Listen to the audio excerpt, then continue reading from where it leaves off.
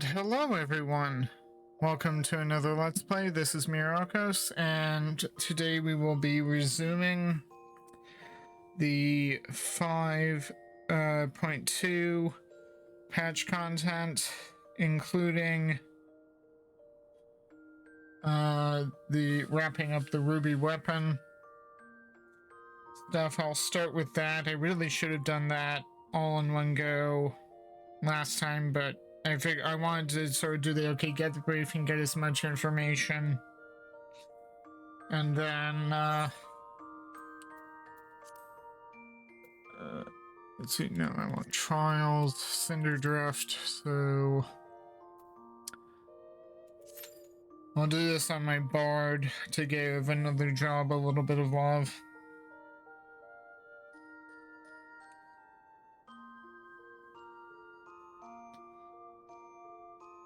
So if you like what you see at any point, please like, share, and subscribe. Give on YouTube, give me a follow on Twitch, hit the notification bells.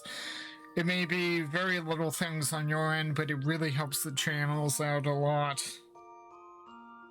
And it lets me know that people are interested. And thank you very much for taking this much interest. If you made it this far, I really do appreciate it. So for now, because I'm DPS, I'm going to mute my mic. If you need to get up and stretch your legs, do so, because this is probably going to take a little while.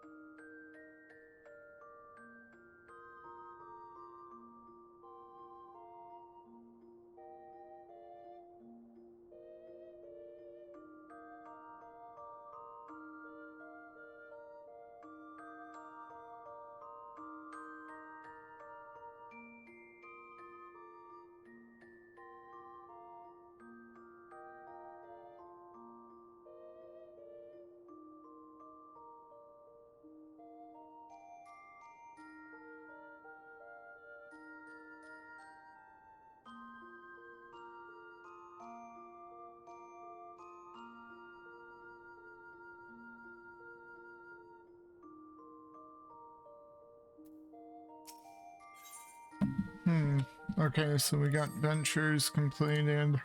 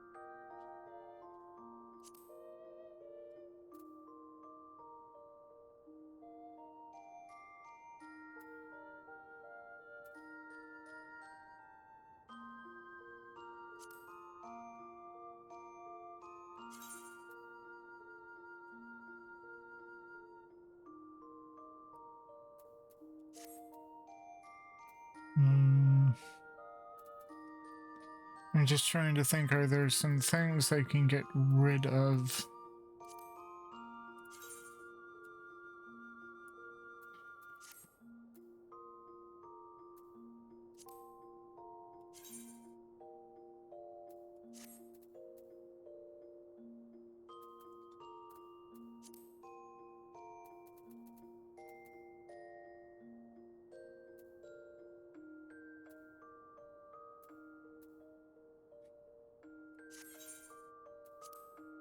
I think I can make some of those dyes on my own now.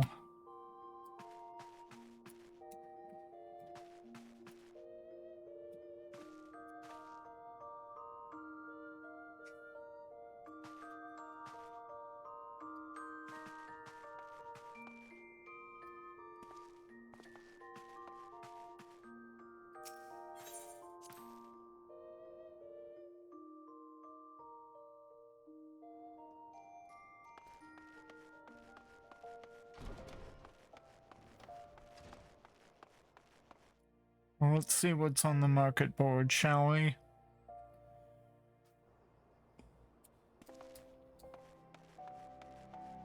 Just trying to kill time while I'm waiting in the queue.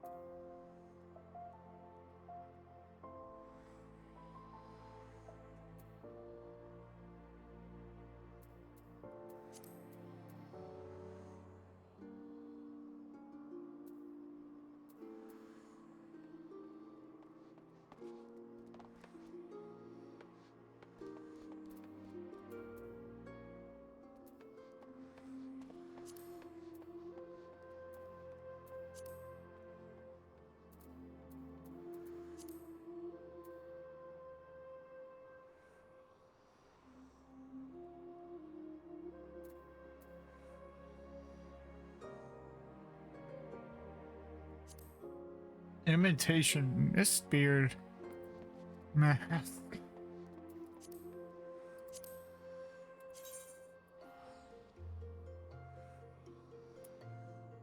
Okay. So I guess if you wanted to wear that, you could do it.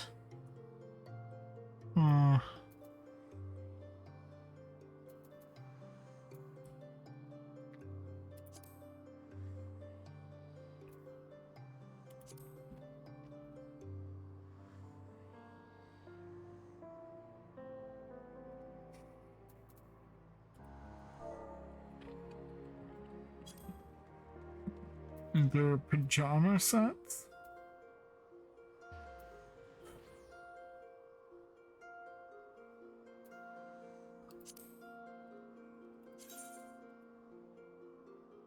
apparently there are pajama sets, okay.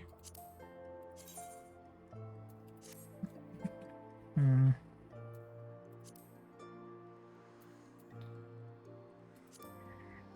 1.3 million, 1.2 million, and then slippers. So expensive.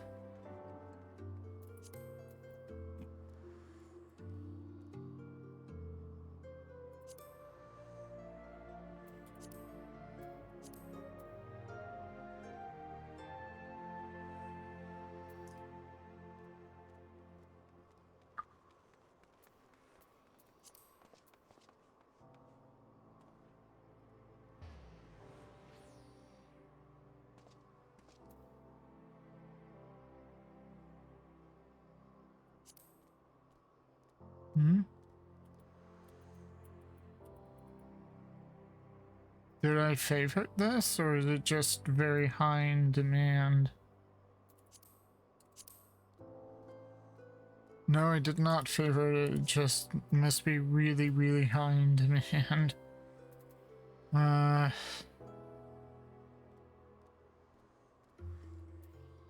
If you're willing to spend some 600,000 gil, at least.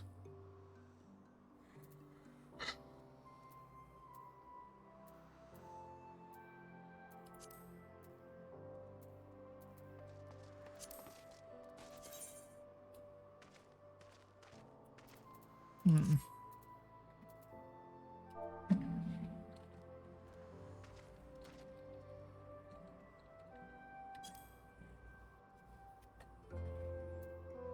Ooh. Okay, so we get our sandals with tabby. That's what these socks are, tabbies.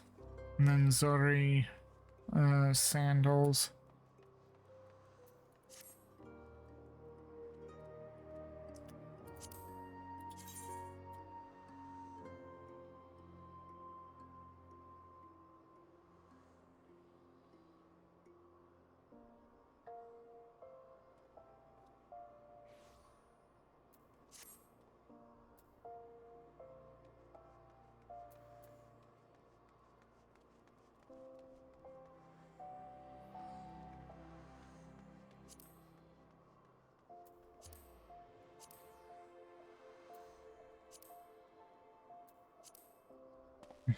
So expensive.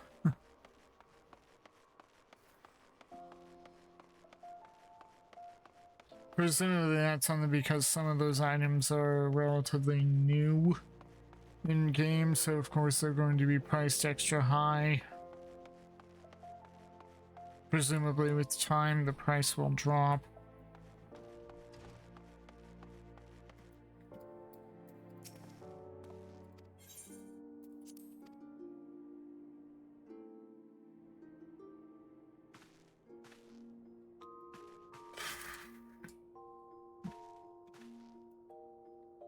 Hmm.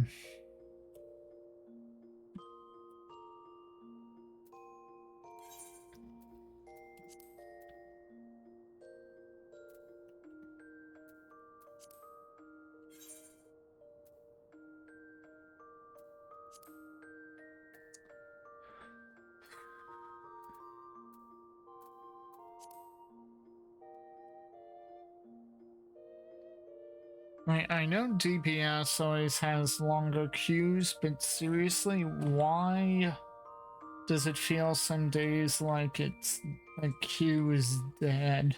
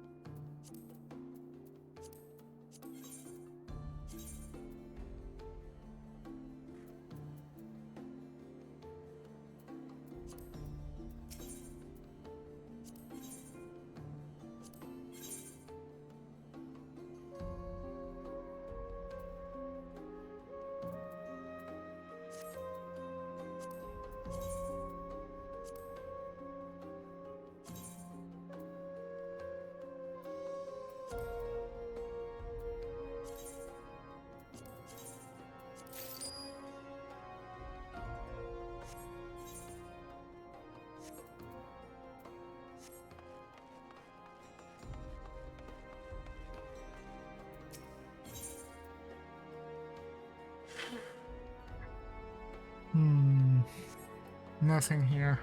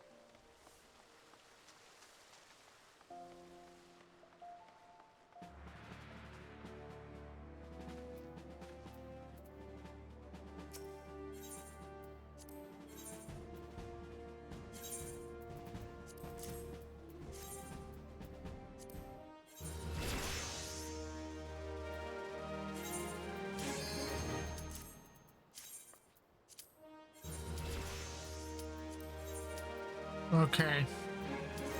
Finally.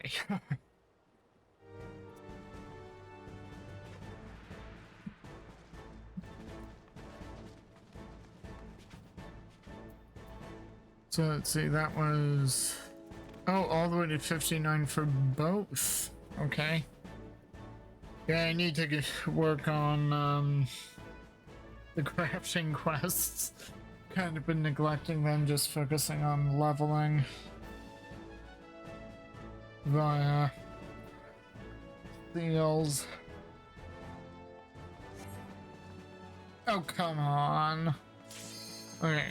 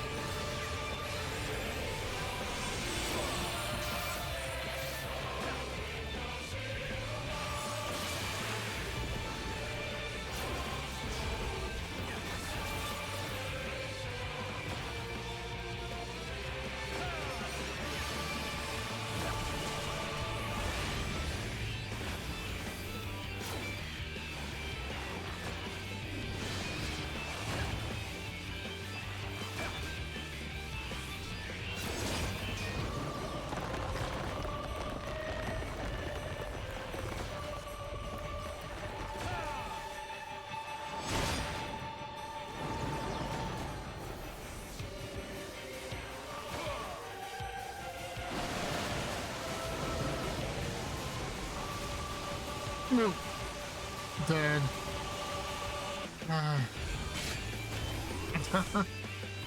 Okay.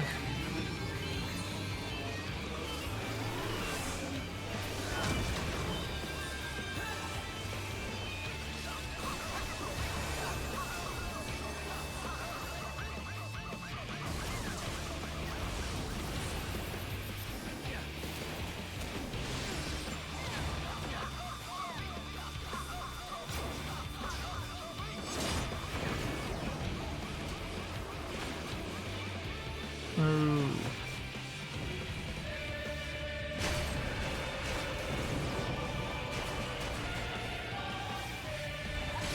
It looks like I got that one right at least.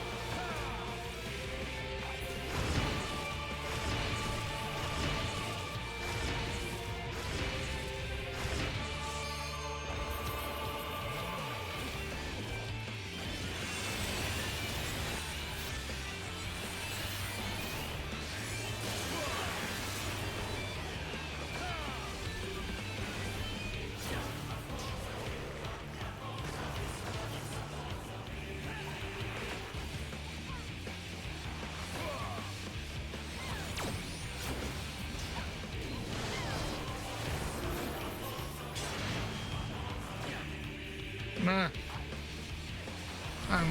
No.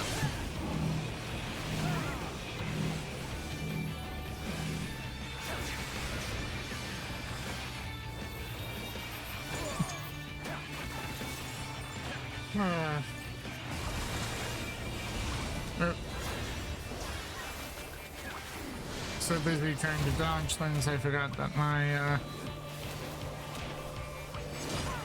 dots come off.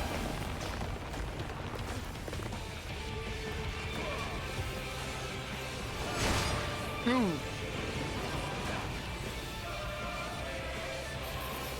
Oh.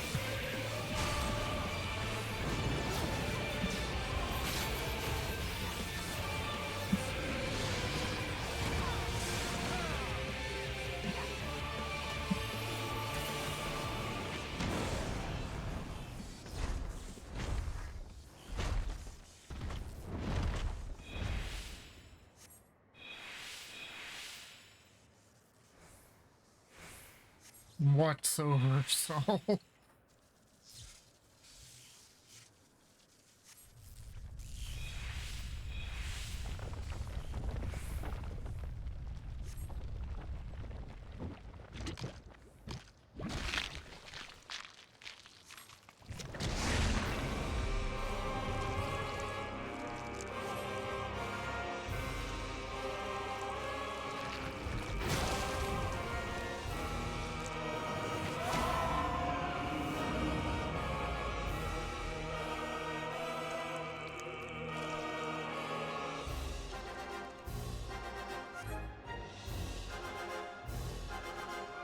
Where was that Limsa in the background?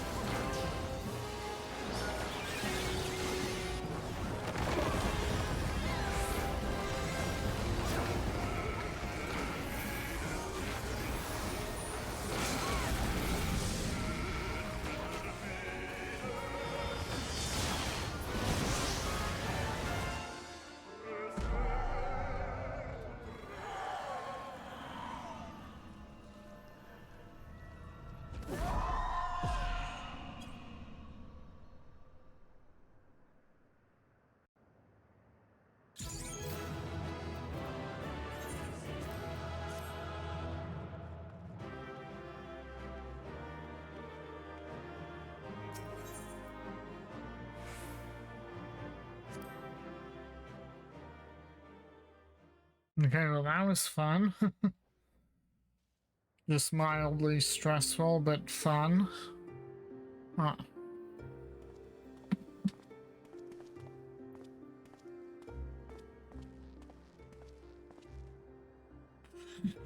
Even from afar, your figure was unmistakable, as ever an impressive display. Though I am sure you will concur, the ultimate weapon pales in comparison to this new monstrosity. If the research is allowed to continue, the next model will be nigh on unstoppable. With that in mind, the Alliance has enlisted the help of...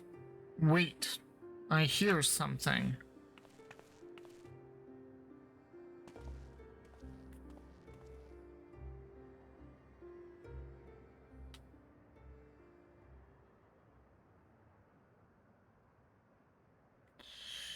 Here to sift through what remains of the wet ruby weapon, are you? Ugh.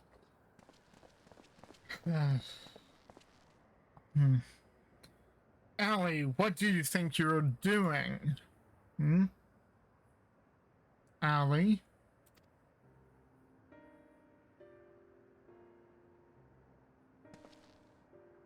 Father? What? It has been too long, Alphonse. And you too, Rex.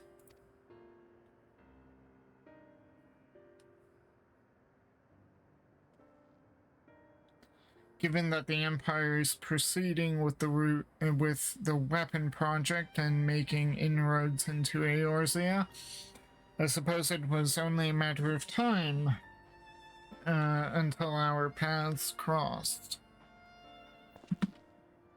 It's wonderful to see you again, Father, although I can't say I think much of the company you've been keeping.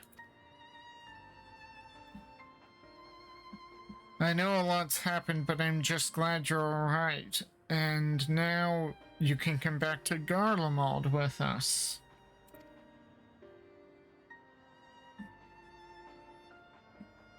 My days serving the Empire are over. Because you're suspected of assassinating Emperor Varus? But he didn't. That was Xenos. But we know you'd never do a thing like that. There must be a way to prove your innocence. Then everything can go back to the way it was.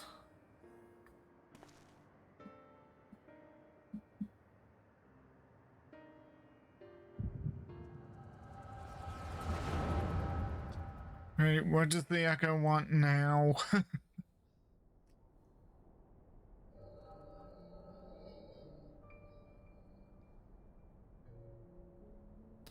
So he found you two shivering on the roadside when he was going through Wurlet.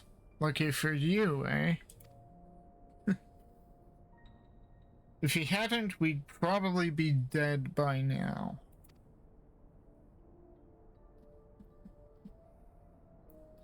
As for us three, our parents all died in the epidemic.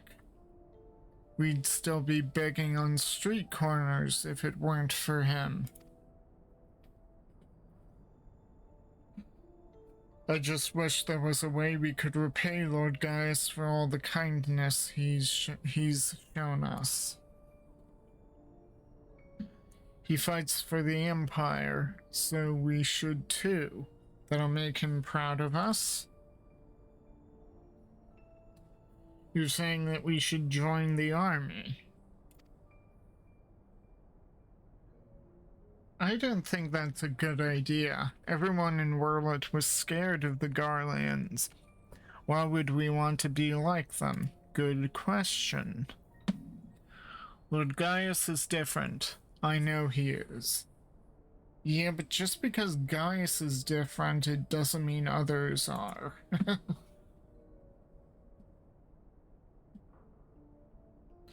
You're right. He always says that the strong should lead the weak. Maybe that's why he took us in.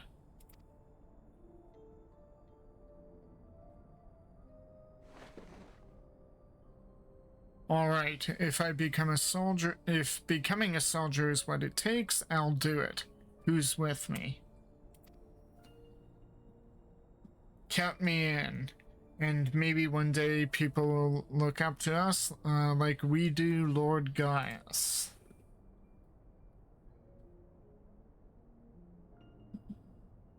Then it's settled. From now on, we're all brothers and sisters fighting for the same cause. Brothers and sisters, then would that make Lord Gaius our father?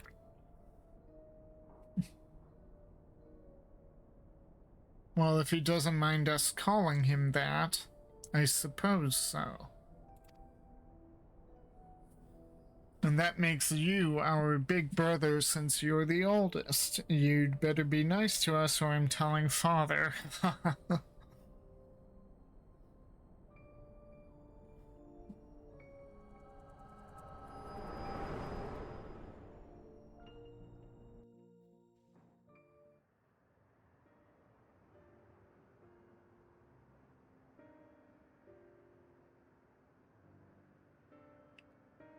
Father, since you went away, a lot has changed in the Empire. For us, too. If we'd known you were still out there, still alive, none of this would have happened. None of what? You know, what do you mean? The truth is...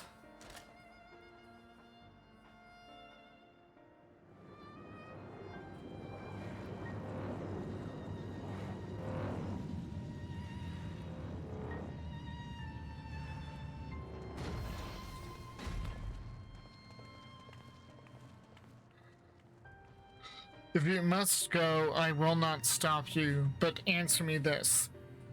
Who was piloting the ruby weapon?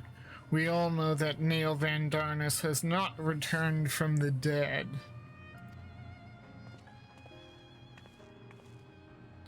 Who do you think?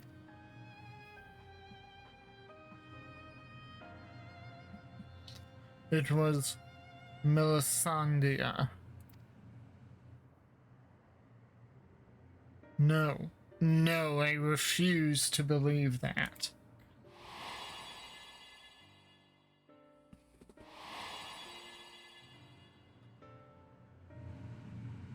I refuse to believe you would let that happen.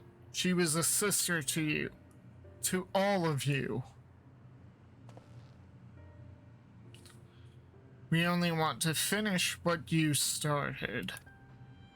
And while we will never forget all you have done for us, the next time we meet, it shall be as enemies. Goodbye, Father. What?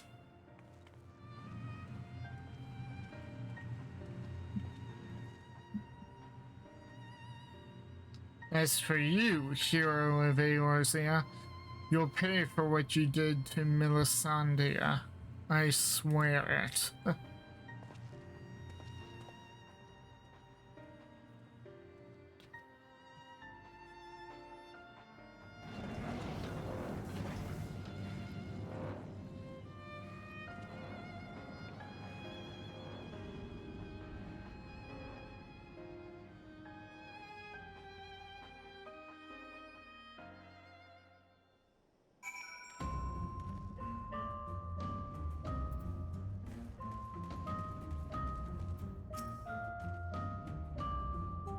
Gaius wasn't exaggerating when he spoke of your prowess in battle. Unfortunately, it seems a fair few problems remain, and unlike the ruby weapon, it might take more than brute force to solve them.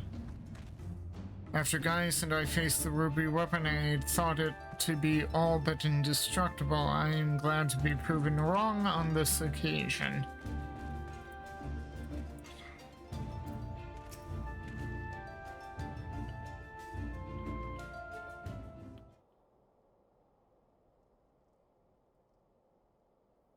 Ooh, someone's deep in thought.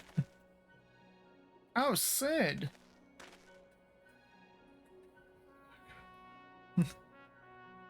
Well, well, Gaius Van Balzar, we meet again. Come to see how your precious weapon project has been proceeding in your absence, have you? You are come to collect data on the ruby weapon, correct? The pilot, Melisandria, should still be inside the cockpit. I will ask Valdilin, I hope I pronounced that right, Valdilin, to escort you to the wreckage.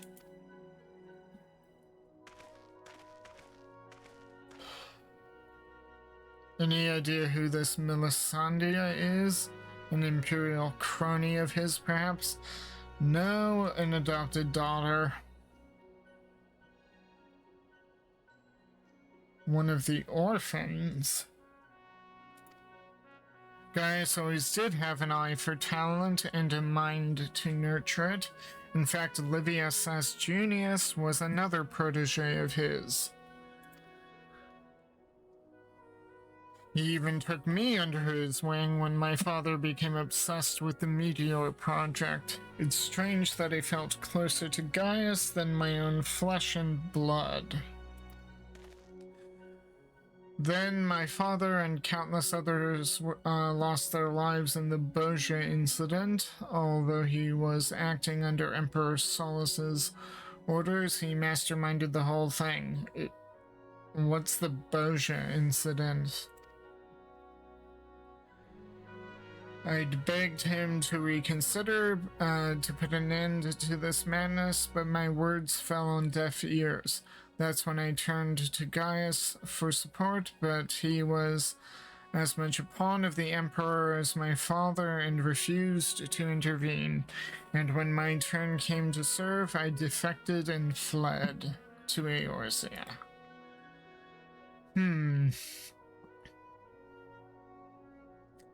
I blamed Gaius as much as any of them, perhaps even more, for the barbaric acts carried out in the name of conquest, but when we met at the Praetorium, all that hatred that had been festering inside me seemed to fade away, and I remembered the man I once respected.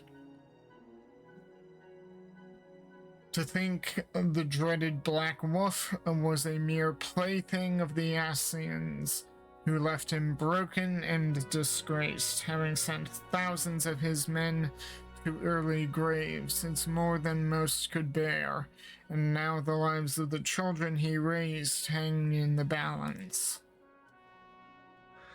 Any personal grievances I have with Gaius can wait. I'd best gather what information I can on the ruby weapon, but I'll be back as soon as possible.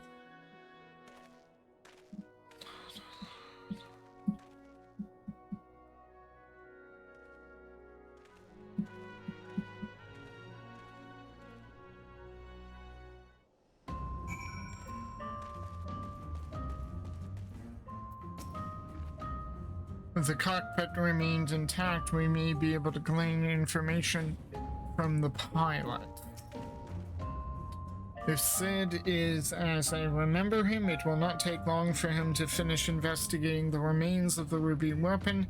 He never was one to waste time.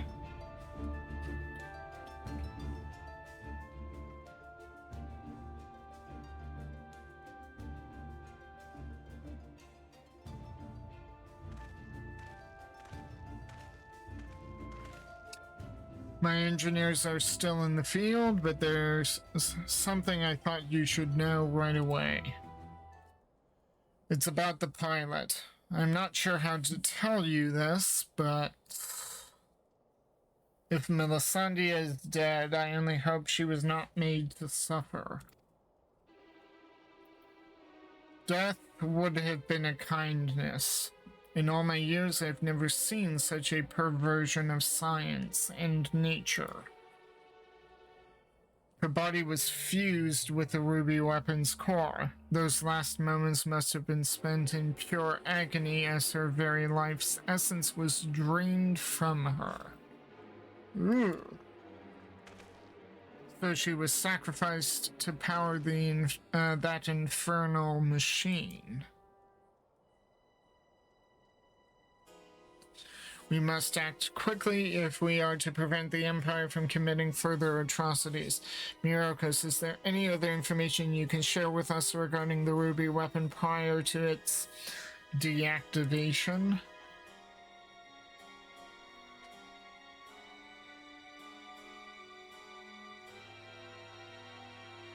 Neil Van Darnus. Did the legatus mean that much to Melisandre? From what I gather, it sounds as if data based on Neil's combat capabilities was used to override the pilot's consciousness after she was fused with the core. If this technology is perfected and the Empire begins implanting the memories of renowned warriors, such as the White Raven, into its soldiers, the Alliance won't stand a chance. Is such a thing even possible? That's more or less how soul crystals work. A similar method of transference was used on the prototype Estinian font, was it not?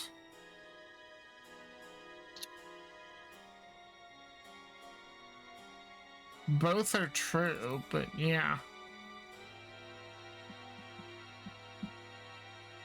Yes, it seems that such crystals are in common use throughout Eorzea, an ancient but effective means of passing on knowledge from one generation to the next.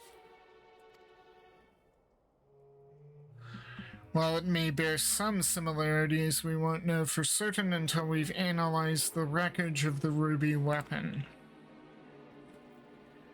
It cannot be denied that combining combat data from an experienced soldier with the powers of an icon has yielded remarkable results, but in doing so, the Empire has sunk to the very depths of depravity. This is beyond forgiveness. For once, I agree with you. Yet one question remains unanswered. How were they able to obtain data on someone who was supposedly killed prior to the calamity? That's what I'm trying to determine. There is one possibility I'd like to explore, but I'll need to carry out a more thorough investigation first. Severa will provide support while you are in the field. Not only is she extremely well versed in the latest in Garlean technology, there are a few soldiers I would rather have watching my back.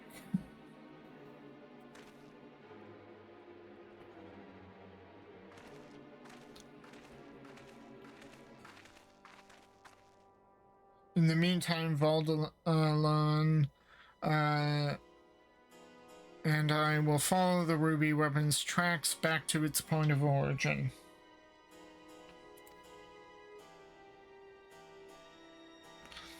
We will learn what we can of the weapon project and the manner in which Alphonse and the others are involved. Should we uncover anything of value, we will relay it to the troops stationed here. For now, I suggest you use this lull in Garlean activity to recuperate.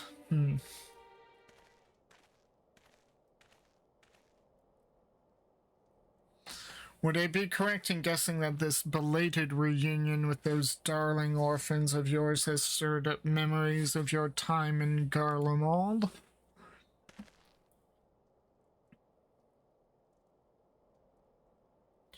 Remember our agreement, Gaius.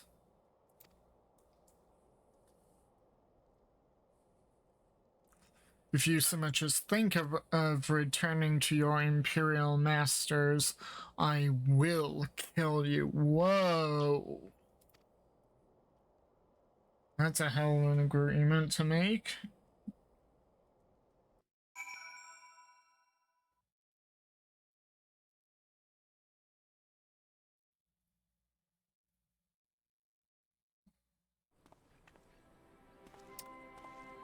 Huh.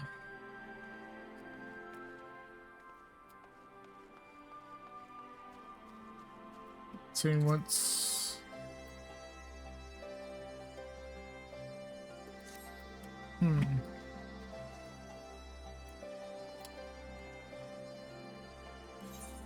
Okay, so, that's done. Back to the Crystarium then.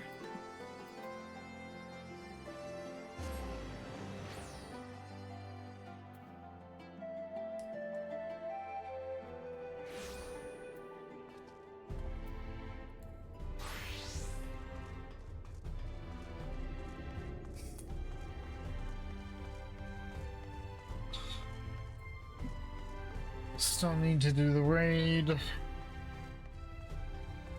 But okay, Ruby Weapon is taken care of.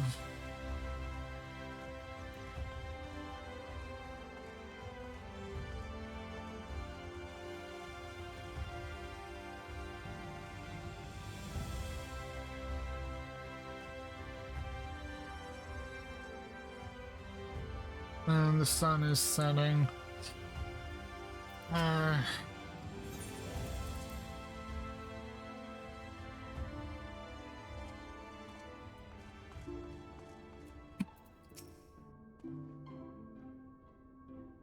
We must not act until Ardbert hath made plain his plans. 'Twould be folly to proclaim him false at this juncture. We were a hair's breadth from defeat when we faced Emmett Salk, and now we must contend with yet another Ascian. We must tread carefully. What a deplorable practice, appropriating corpses.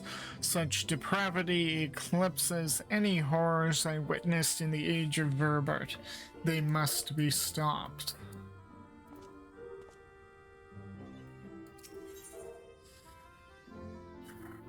Sleep disturbed, with furrowed brow, the Crystal Exarch deliberates your next move.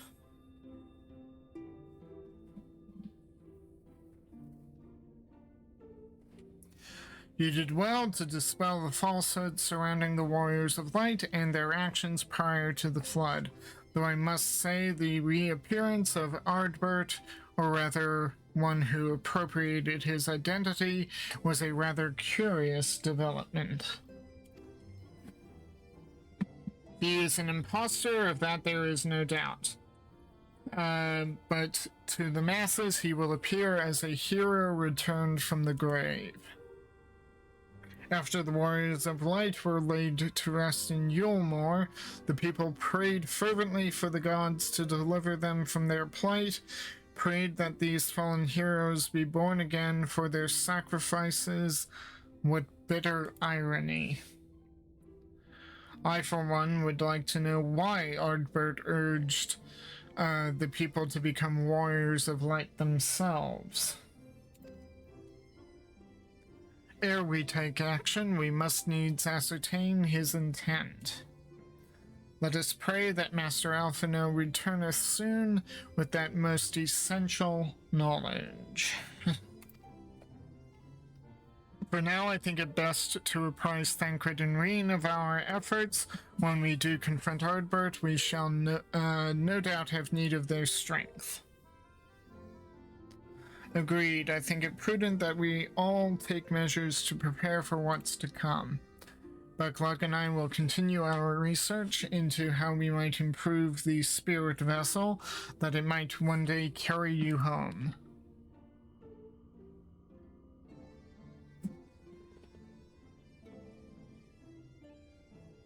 Then I think it time I return to the Great Wood. Until now, everything we have learned of the Ascians has been handed to us at their leisure. But that was one of Emmett Salk's unique failings. I have no reason to think Elidibus will be as forthcoming. Fortunately, I recently received word from Fano that heretofore unexplored chambers have been discovered deep within the Katana Ravel.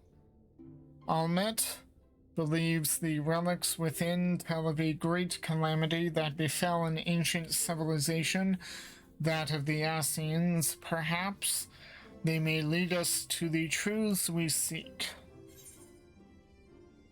Would you care for company? Be sure to let me know how it works out.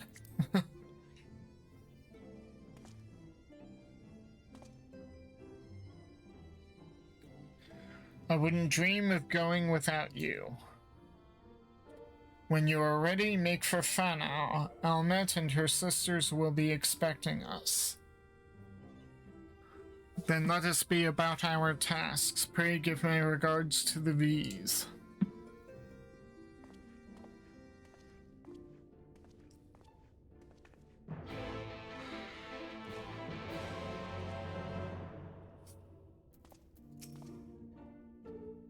Though we would like to join you in untangling the Asian's machinations, I think it best I stay here and devote my energies to finding a way to deliver the scions back unto the source. I will help the Exarch in any way I can, but the key to solving our problem lies with him and the Allagan Eye.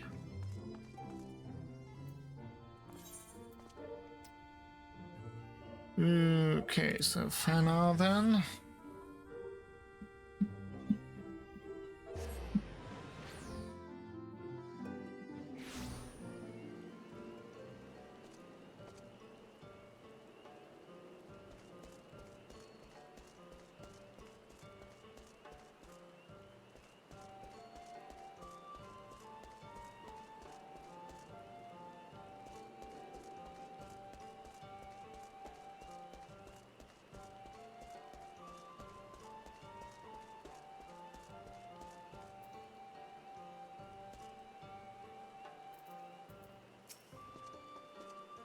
Let us pray these new ruins are not as unwelcoming as the last.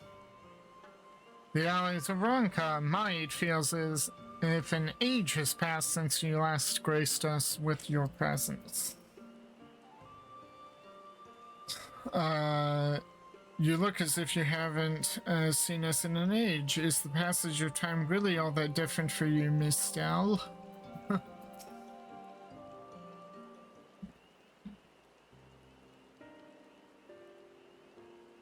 Welcome, allies of Ronka. We have accomplished much since last you came. With the Light Warden dead and its minions dispersed, we have at last reclaimed our hunting grounds near Raktika Falls. It was there that we discovered more ruins. Although we ran afoul of no traps while exploring its halls, we determined that the innermost chambers were warded by magic.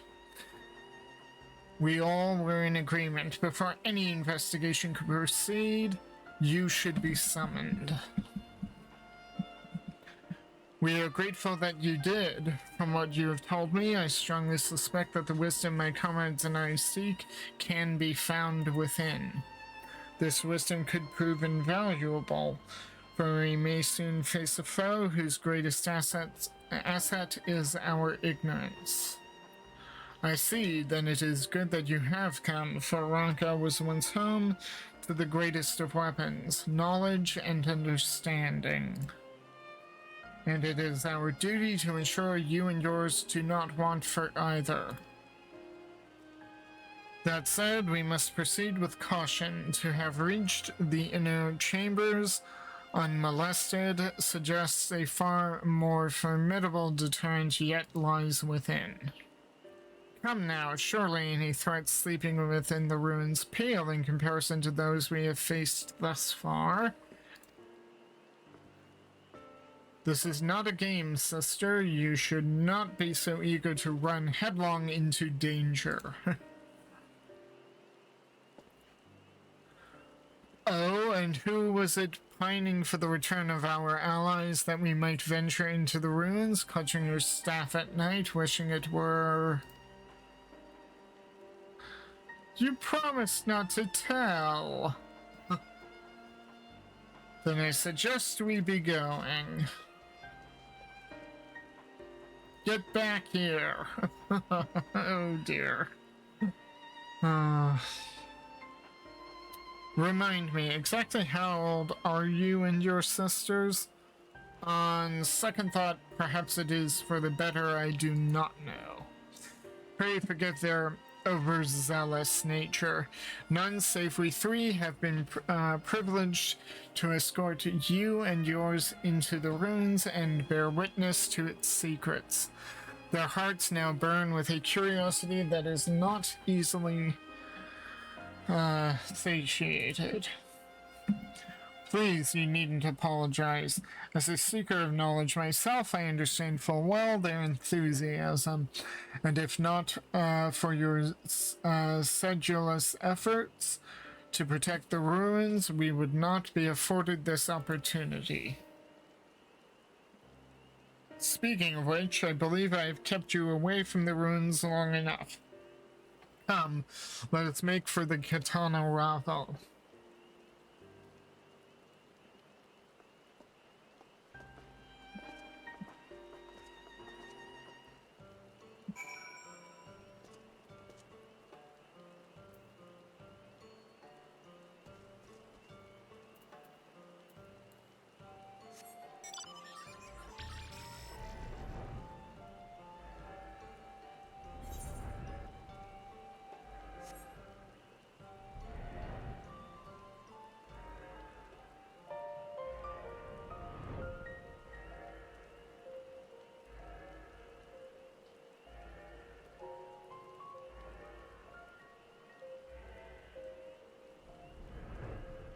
Oh, we have a duty.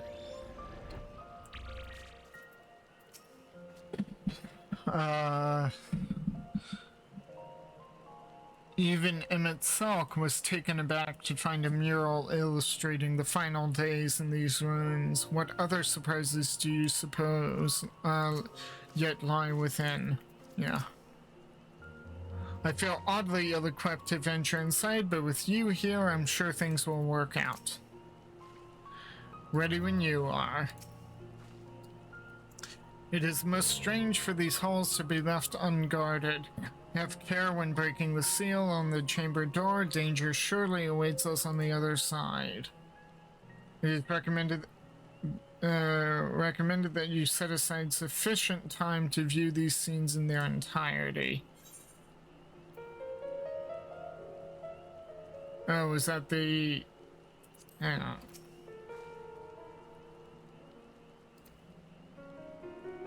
Okay, so just they cut out the once upon entering the series, several cutscenes will play in sequence. It is recommended that you set aside sufficient time to view these scenes in their entirety. Well, we are here. Let's go.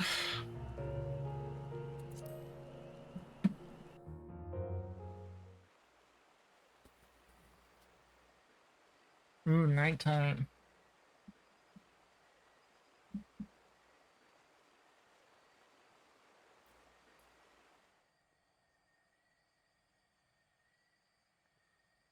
Come.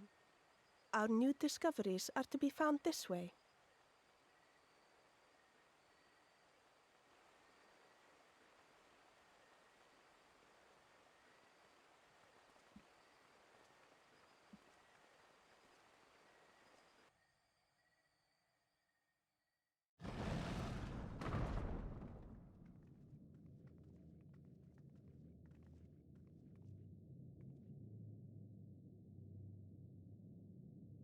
The people of Ronka are known to have venerated animals, but these features do not match those of any indigenous species.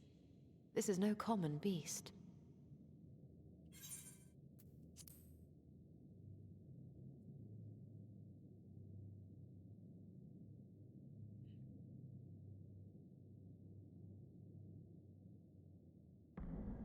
Though that much is plain from its proportions. Lifelike, is it not? One could almost imagine it breathed.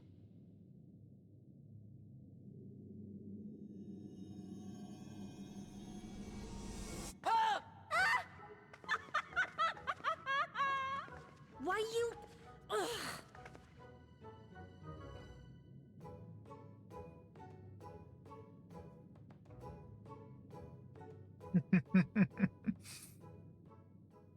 This owl, by contrast, seems no different from the others we've seen.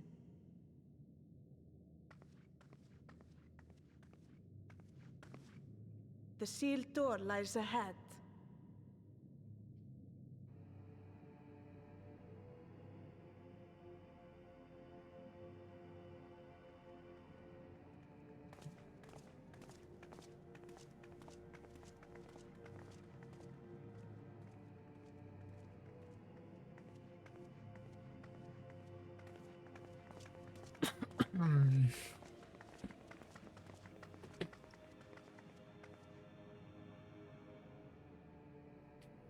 As you see, one statue is missing. I expect we are meant to replace it as before.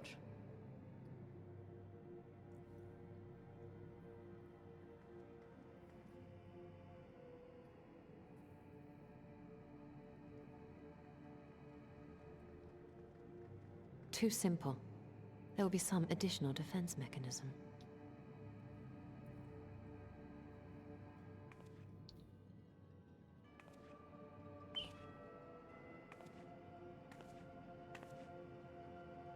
Just a moment. There are words carved into the stone.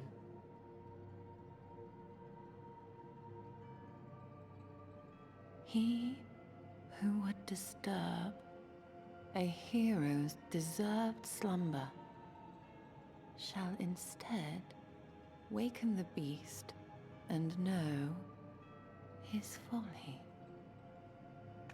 Wait! Don't!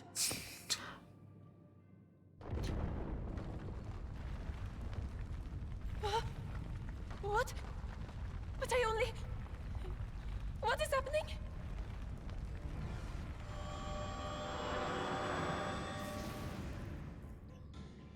Oh no, oh no, oh no, oh no, it lives! Why am I not surprised? Prepare yourselves.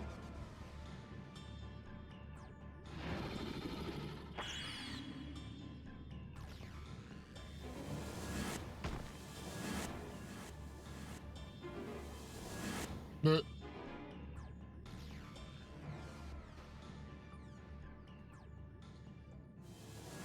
what the? Where am I? Okay, what's going on?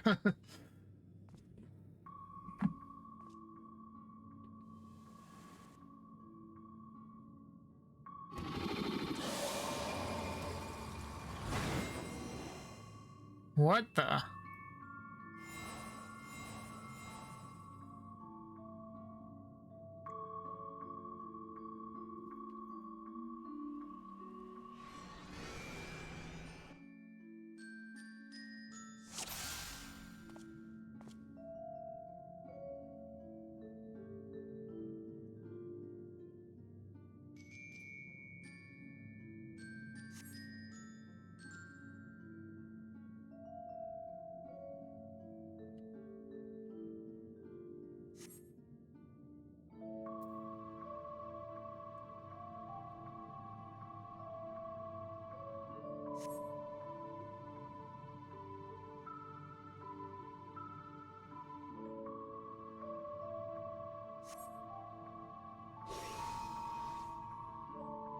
Okay, deft upon with kin do I vie, though sought apart, betterment of the whole, do our efforts decry. What am I?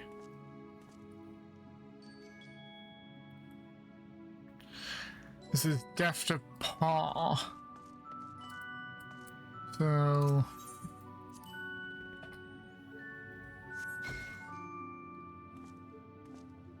oh no.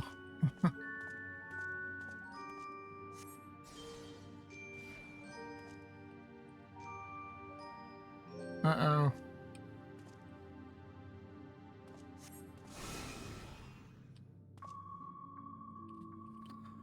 With Fierce and Fang, I travel with Pack.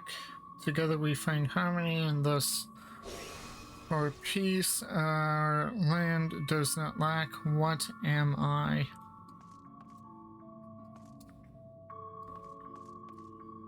Oh, the wolf.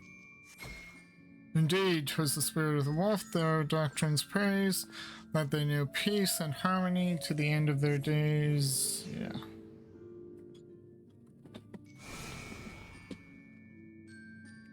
On my belly do I crawl, by my strength there's prosperity reign within our hall. What am I?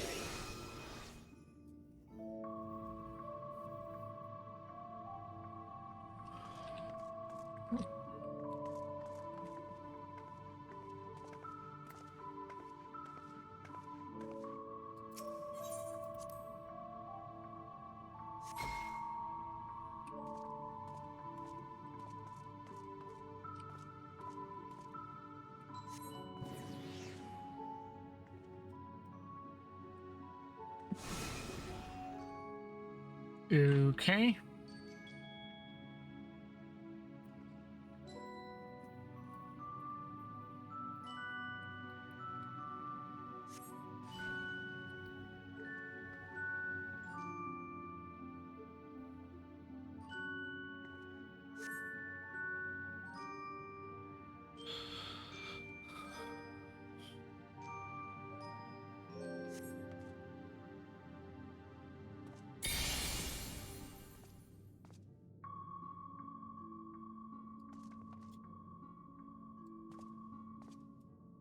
Hmm.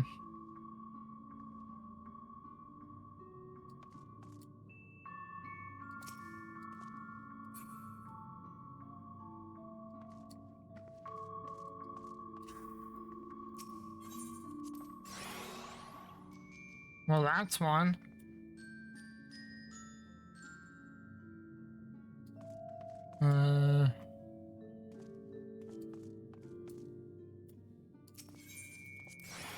No.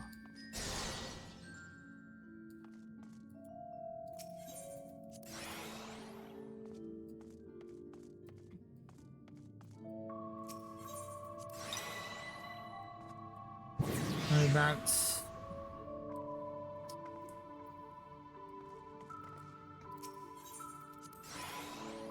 Uh-oh.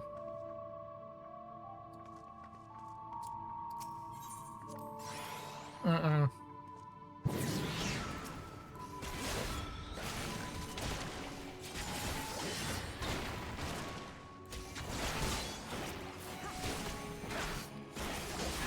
No mess!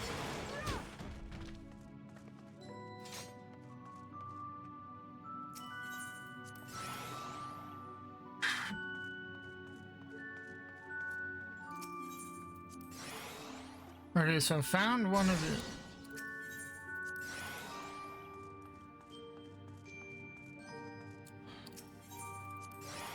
Ah.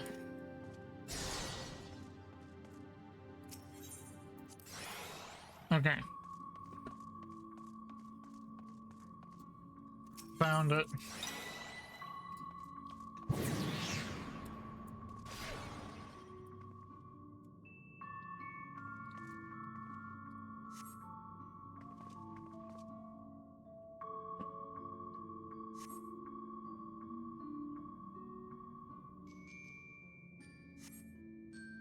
Of course we'll have to fight it. I was expecting that.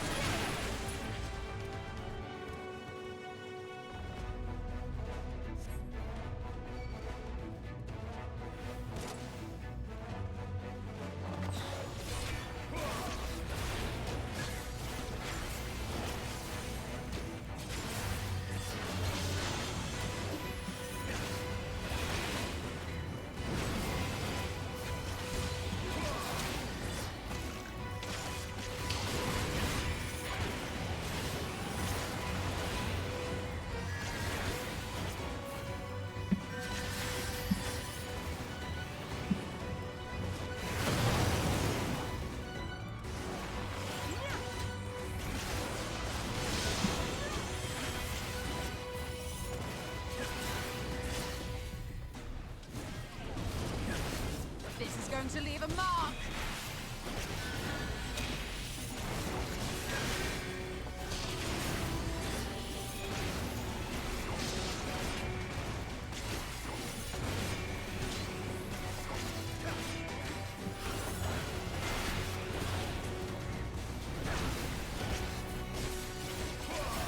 This, and that, and this!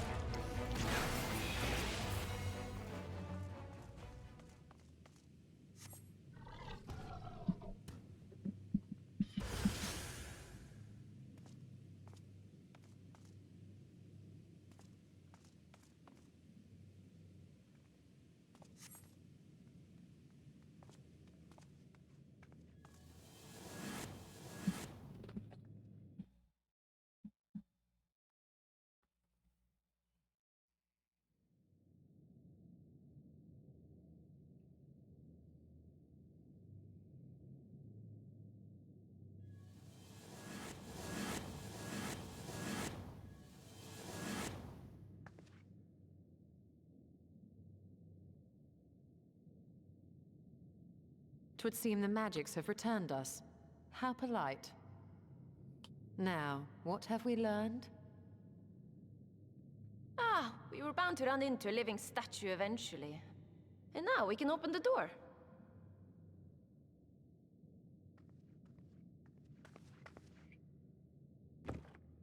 Did I hear Benedicta for a moment there?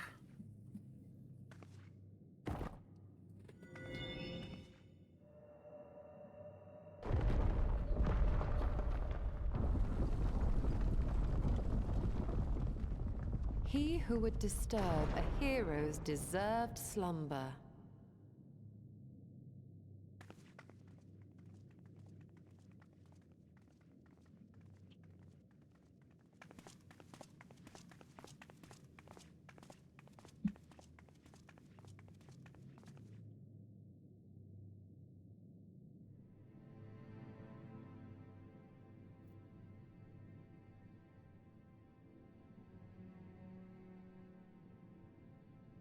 A tomb, just as I thought. Befitting a hero.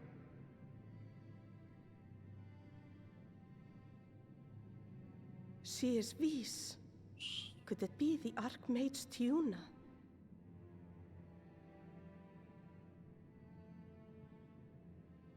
A legendary hero of Ronka, as you surmised.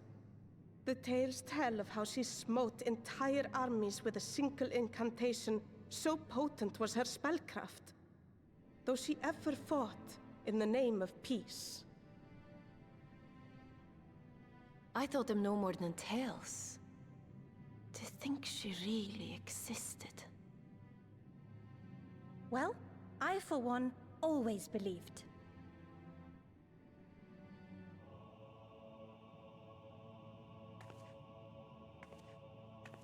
I wonder.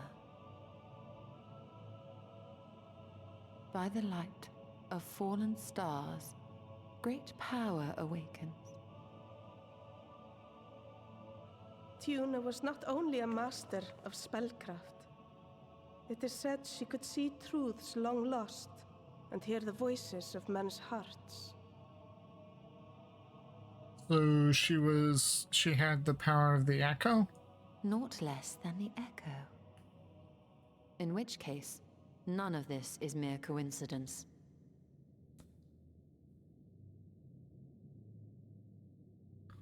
A shower of stars setting the sky aflame. And in both this world and the Source, we find individuals within whom a mysterious power awakened at the sight. We can never unpick the why of it. Now, however, I believe we might. Does the scene depicted here not resemble the one we saw when we first ventured into the Katana Ravel? Moreover, does it not recall that which Emet-Selch invited us to witness in Amarot?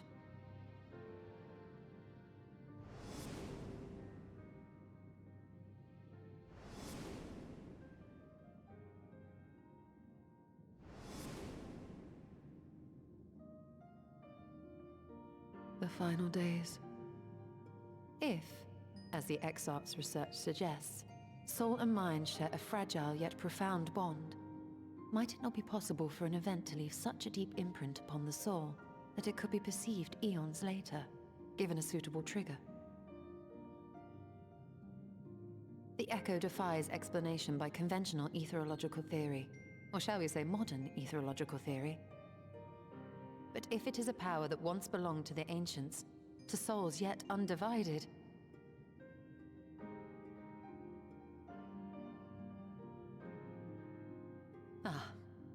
it would seem I have entered the realm of pure speculation, and I call myself a scholar. I shall refrain from making any further wild claims until such time as I have evidence.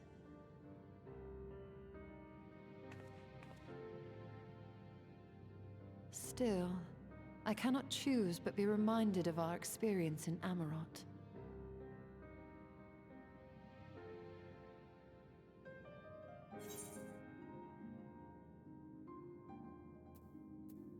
Then you must recall Emet-Selch's dying request.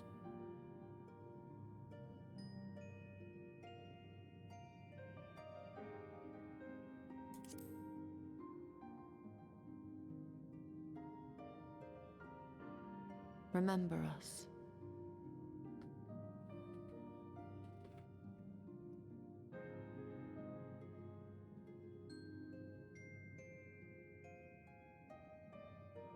History is learned, not lived.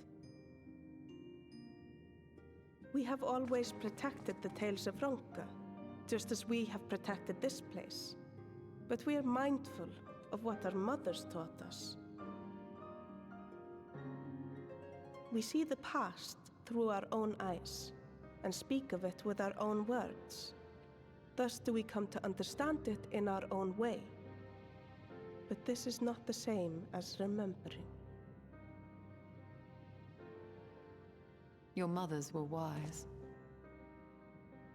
Though we witnessed the final days, our impressions cannot fail to be colored by our own experiences and expectations. Those who lived through it would have perceived the event quite differently. We must bear in mind that it is no simple matter to keep the truth alive, or it will die with Emet-Selch and his kin.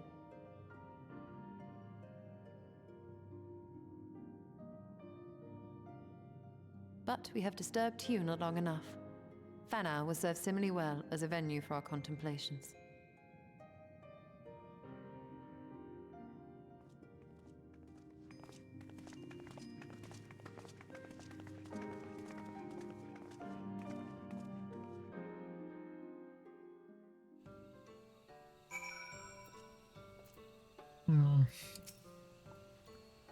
We learned nothing of the Assassins but the potential link between the Echo and preternatural star showers. But the potential link between the Echo and preternatural star showers is intriguing. Fiona is the reason I took up spellcraft, you know? Never in my wildest dreams did I imagine her tomb would be found, let alone that we would be the ones to have the honor to do so. I sorely underestimated the defenses of these ruins. Perhaps Saimet was right to urge caution.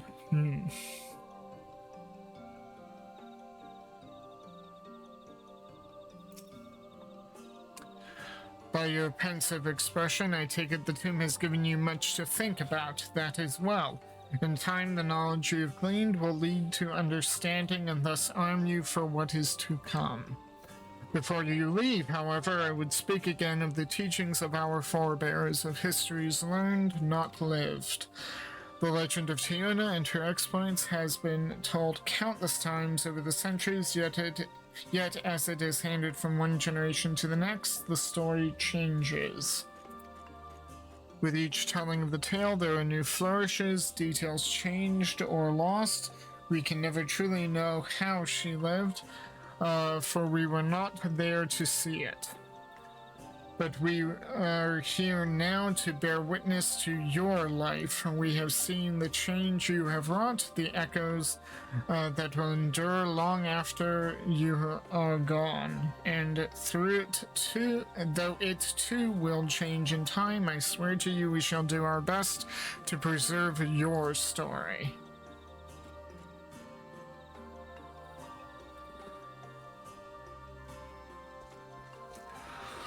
I hope you'll forgive me if I don't make an oath of my own, but I think it goes without saying we can never misspeak of your heroism. Perish the thoughts. So long as we are here, there are none among the bees who will not know of all you have done for Norvrund. We are not deserving of such reverence, but we are grateful all the same. You can be certain we will have our own tales to tell of the great guardians of Raktika and the ruins of Ronka. I pray you safe travels then. As ever, we shall await your return with open arms. So long as we bees live, we shall preserve the truths of your deed. In the short time we have known you, it feels as though we've experienced a lifetime of adventures. Adventures we are not like to forget. Perhaps we should create a new mural in honor, a new mural in your honor, and as a record for future generations. What do you think? Well, given the traditions of Raktika, I think that's worth it. And bound to happen eventually. An old friend. By all rights, you should be departing for the Crystarium, but Estella does not seem ready to return. What? Although we learned naught of the Ascians, the insight we gained into the Echo made our trip worthwhile. Before we return to the Crystarium, however, there is a small matter I would attend to in Slitherbow. Might I trouble you to come with me? Thank you. After we arrive, we should have a brief word with Runar.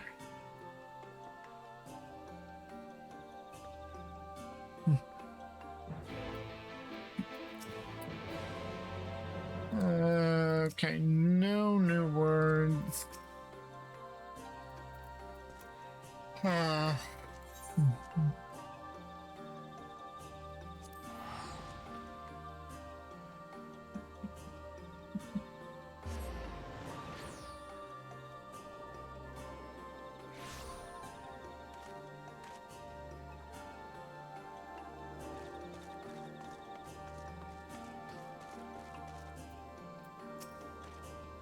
Runar appears to be in characteristically high spirits. Yes, he's always excited to see you. Myrokos, it is good to see you. You've arrived at a most opportune time. I was preparing a pot of my famous stew. Come, I will ready a place for you. I'm sorry, Runar, but we haven't the... Please, I insist, it will only take a minute. Really desperate for the stew. My apologies, Myrokos, but it seems our return to the Crystarium will be delayed. Perhaps only for a bit, if you assist me with my work.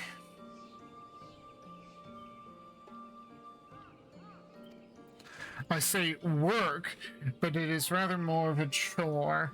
I must clean my chambers here in Slitherbow from top to bottom. If you would be so kind as to go and fetch a broom from Asgir, and we might finish before Runar is done cooking.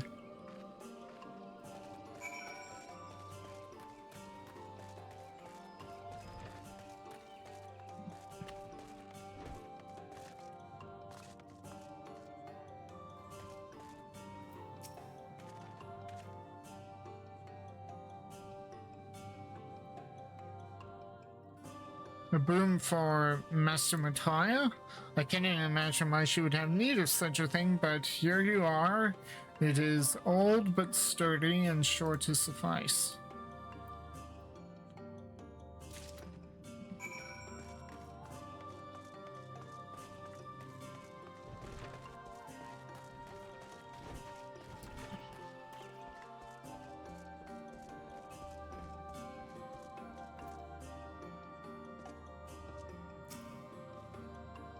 I trust Asgeir was able to find a broom for us. Yep. Battered broom, this well-worn broom has seen many a spring and summer in Slitherbow, swishing and sweeping and sweeping and swishing. Is she going to enchant it? Like Master Mataya? The real Master Mataya, of course. Well-worn? Good. This will prove difficult otherwise. Though I must say, I think I did rather well for not having a broom thus far.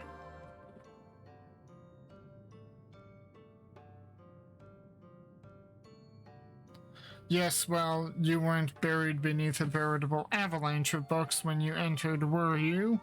Right. Anyway, it is time I finished cleaning with the help of that broom.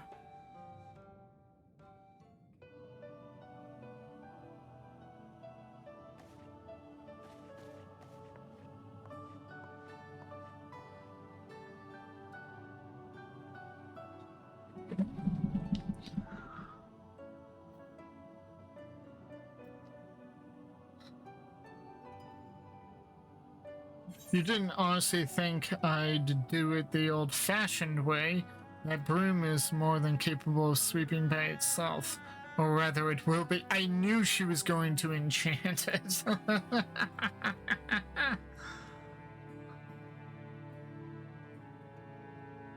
Time to rise, to swish and sweep, a tidy chamber you must keep.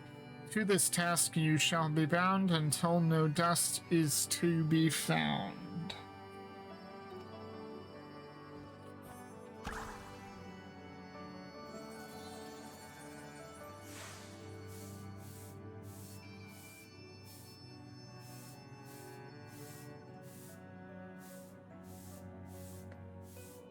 In this one particular respect, I have no objections to following in Master Matoya's footsteps.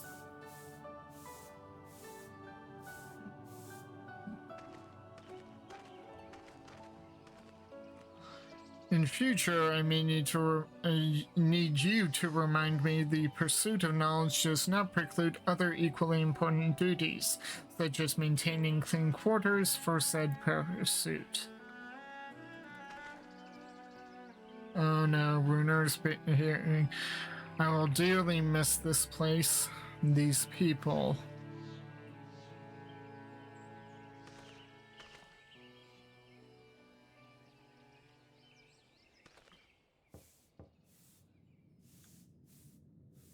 Master Matoya, pardon the interruption, but the stew is ready.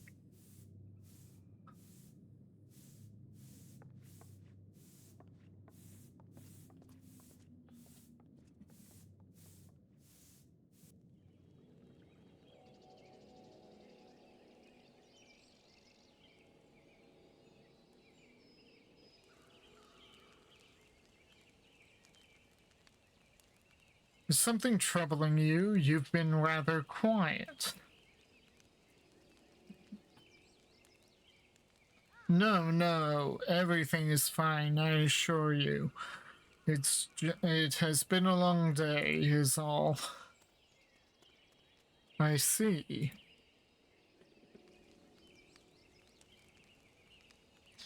Ishtala, thank goodness you're still here. Oh, hey, everyone's here. Alphino, I thought you were following Ardbert.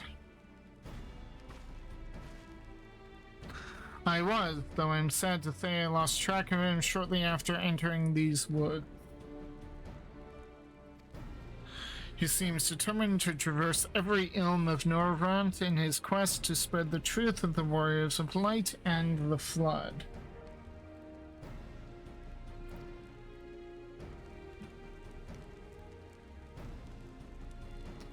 and it seems news of your address at the Crystarium precedes him at every destination, making his task all the more simple.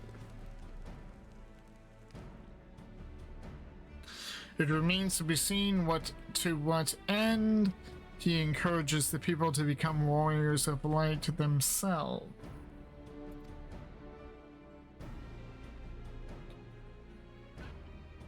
But there is no denying that his words have struck a chord with many.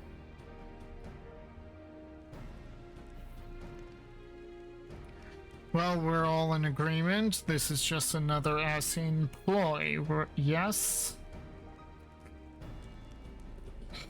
They've commandeered corpses before and to no good end. I see no reason to think this time any different, especially when it's that of a fallen warrior of light.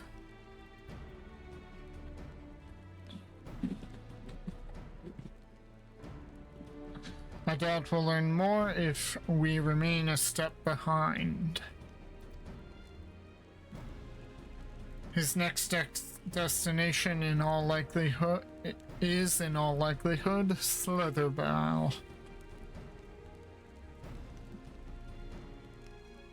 Alice, are you certain you should be here?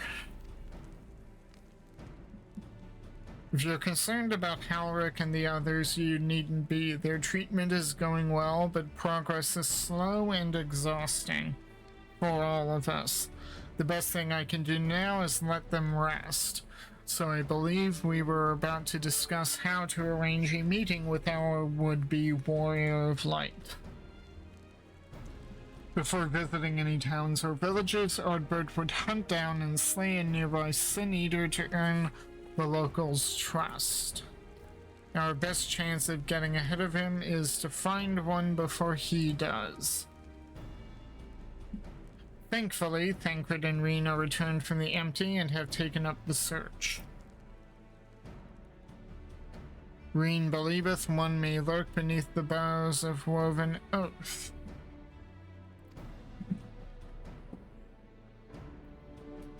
Then that is where we will start our search.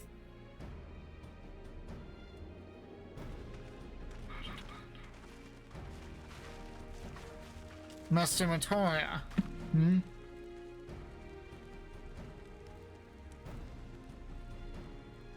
A warm bowl of stew will be awaiting your return.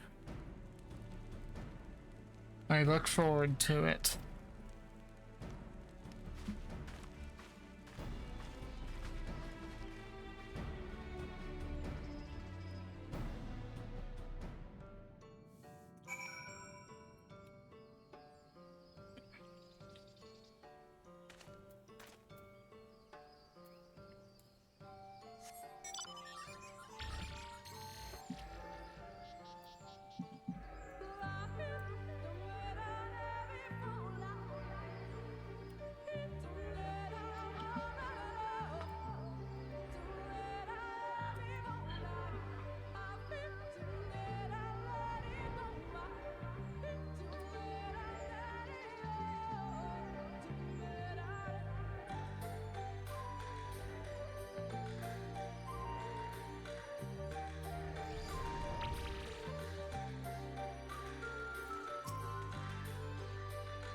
I can sense no other Sin Eaters in the area, and I hope this means Ardbert will be coming this way soon.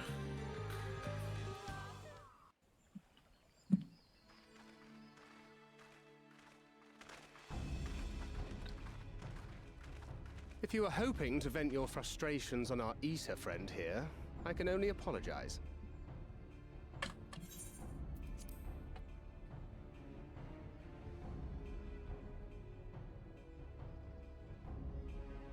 Few as they are now, it took us no time at all to track it down. That suits our purpose perfectly. Now we need only wait for Ardbert to arrive. Weren't you two meant to be attending to the empty? We were, and are, but we can hardly ignore the rest of the world, so we thought we might see how things were coming along. From what we can gather, the answer is strangely. Right now, we think we can do more good here. It is heartening to have all present. Indeed. We will be glad of the additional hands should matters escalate. Our quarry has come.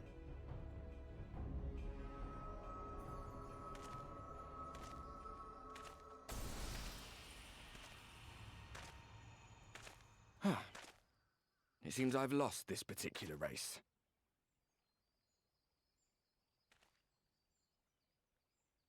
Although I suppose it's only fair. When we first met, it was I who outpaced you. Ravana, was it?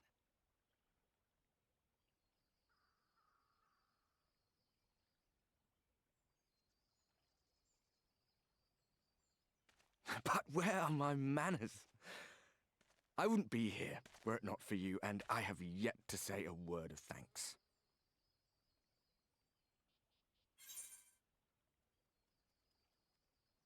Extend a friendly fist.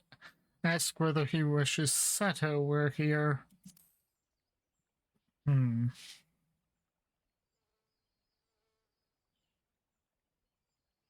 Poor fellow. He will be sorely missed.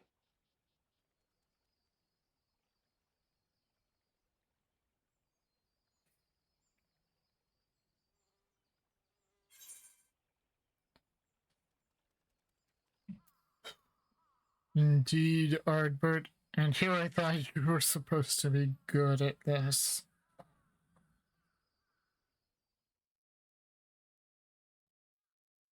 Very well. Let us forego this pretense. After all, it was never you that I needed to deceive.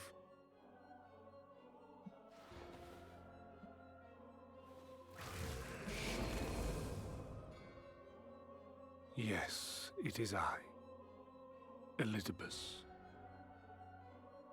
Through your time in Emetselk's imitation of our home, I dare say you have gained a better understanding of my role since last we met.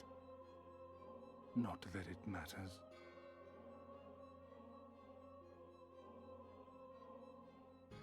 We understand your role, emissary, but not your goal. What is it that you seek to achieve? I seek to enact the will of the Convocation, of course. If it helps you to think of me as but another Ascian, no different in nature or purpose from the rest, you are welcome to do so. Once, I would have said your goal was destruction alone. Now I understand that you fight for something you love, just as we do.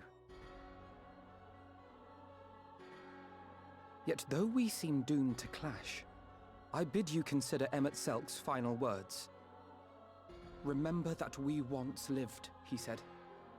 Had he not seen some glimmer of hope in our kind, I do not believe he would have spoken thus.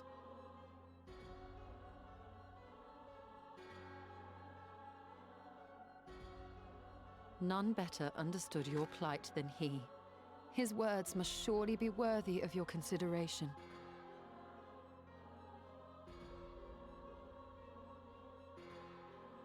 Emetselk.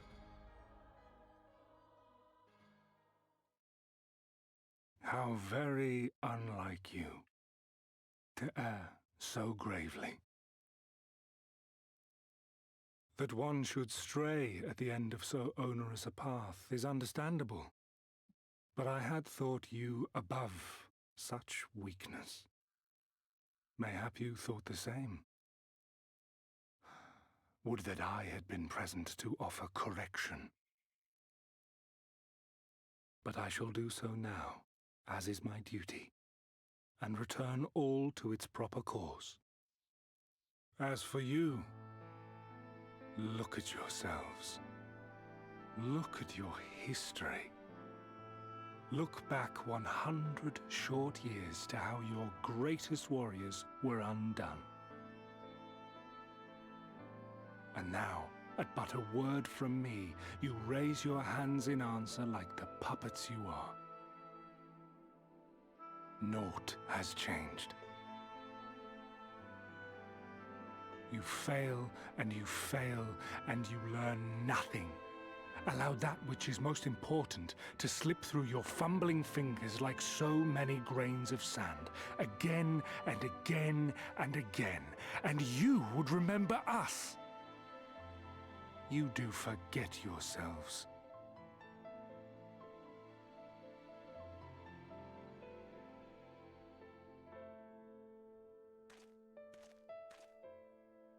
There is no common ground to be found between you and I, nor do I require any. I have my duty.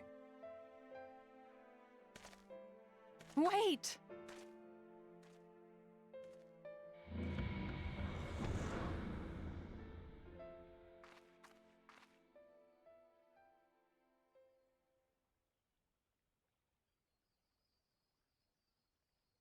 Well, we have confirmed the identity of our foe at least, and 'tis safe to say his objective is the rejoining.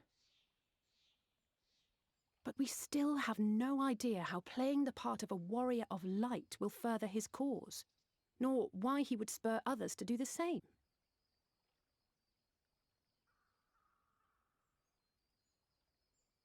Another visit to the Tempest may shed some light upon these mysteries. Whether we are to exchange words or blows with Elidibus at our next meeting, the fact remains, we know too little. Ere our paths cross again, I would learn more of the world that once was, and of Elidibus himself. In this, we would be best served going directly to his home, much as Emet-Selch came to ours. Though I see the wisdom in thy suggestion, the Amarot we visited is but a phantom born of Emet-Selch's memory.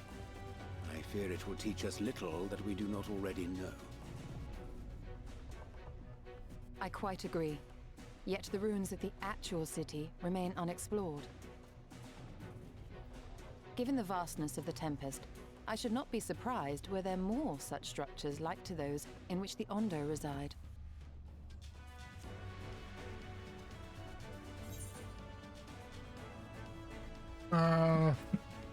There's ought to be learned, I want to know. For want of a better option, as long as you don't make me do any more chores. Yeah, just too much reading. I've read too much. Keep that up and I'll send you to bed without supper. Ooh. Oh. Assuming we are all in agreement, then I suggest we first pay a visit to the Ondo. If anyone can tell us where more ruins are to be found, it is them.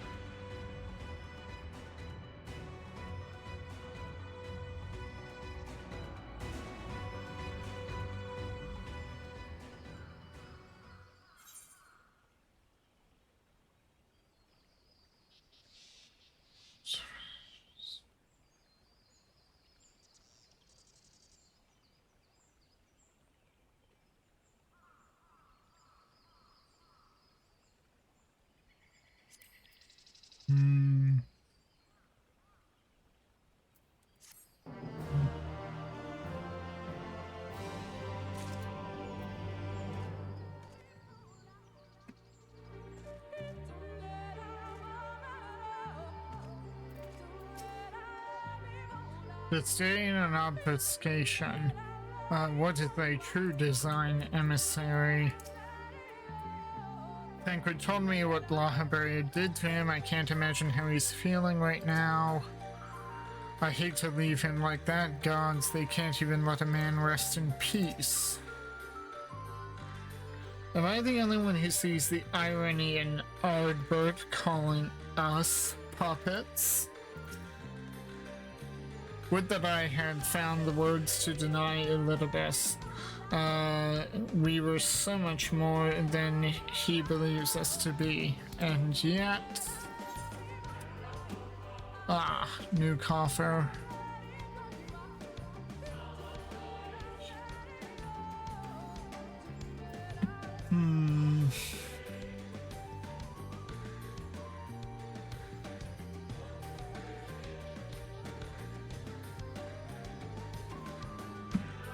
Stella would have you depart for the Tempest without delay.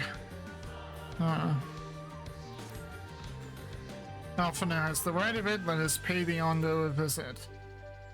We should speak with Tolshus Oth first. As chieftain, he is doubtless privy to a great many secrets.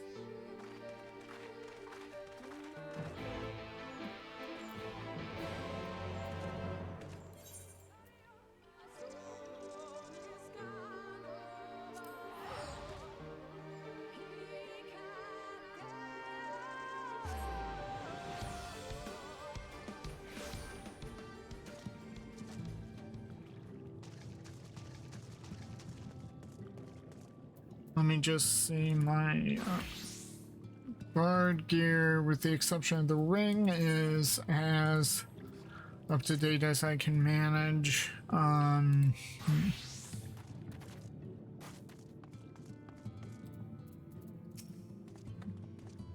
The last time we were here, the Ondo sent us to slay a massive creature. 'Twas as large as Leviathan, twice as angry, and yes, of course, I jest. It was only half as large. I'm glad to have the opportunity to visit the Tempest again. It's so lovely here, like a different world entirely. Mayhap we shall find the secrets we seek in the depth. Should their keepers consent to aid us. Perhaps we might look in on Poshus Owen while we're in the area. Maybe. This place feels much less ominous than the first time we were here. Then again, we did have the shadow of your impending death hanging over us. Don't be shy now.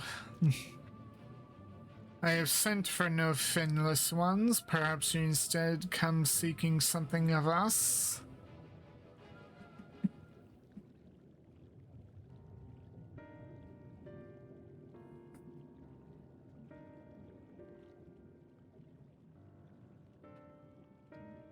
Ruins which your kind have yet to explore. I see. I know of one such place. Alas, under these circumstances, I am afraid we can spare none to guide you there. And what circumstances are these? Rather than hunt for their own meals, the Banthos have pillaged our stores of Mniri liver. They must be replenished with haste. The Banthos, a particularly violent tribe of Ondo, if I recall. A band of bottom feeders. We all lost much in the flood, but while others work to rebuild, they resort to thievery and murder. Revenge, they call it. They prey upon your kind, but do not be fooled. They care not for who they harm. Would that we had the warriors to challenge them. This is not the first time they have stolen from us, but there is no resource more precious than liver. All must dedicate themselves to the hunt. Unless, of course, we were to reclaim the livers for you. It seems a fitting payment for vital information, does it not? Moreover, one could agree that by employing Bismarck to reach these depths, thereby driving back the waters, we are in part responsible for the deeds of those driven to desperate ends by the changing climes. One good turn and all that, we certainly can't leave them like this. Could we not simply hunt Mniri ourselves?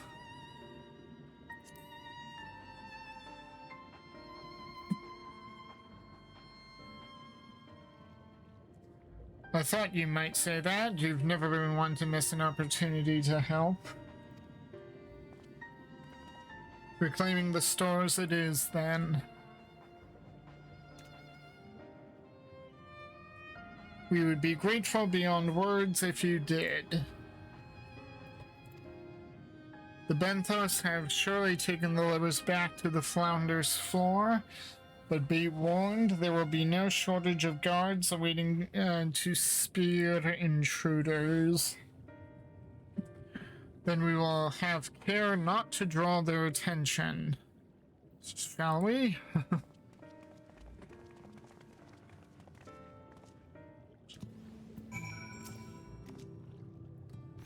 The Flounder's floor is to the northwest. We ought to keep our distance.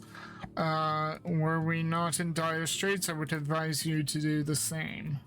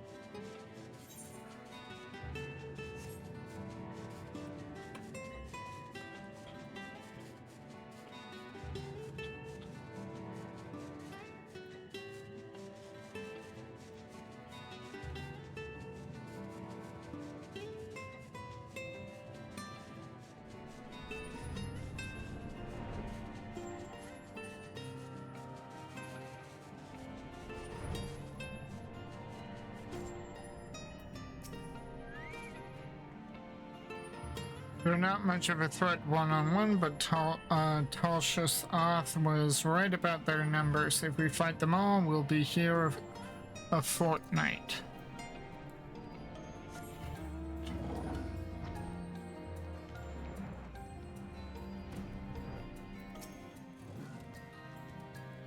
If I were a bandit leader, I'd surely keep my spoils deep within my stronghold.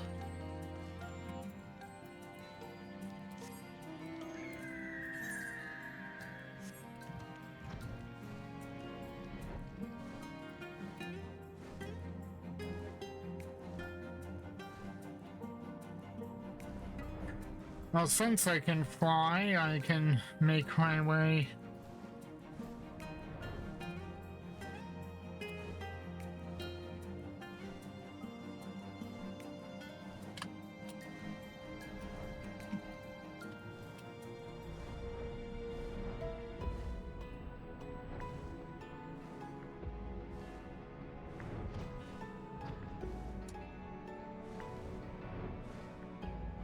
I wonder, are there any more?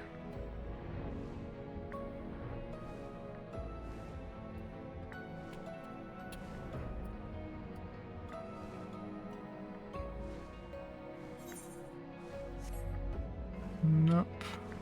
Not seeing anyone.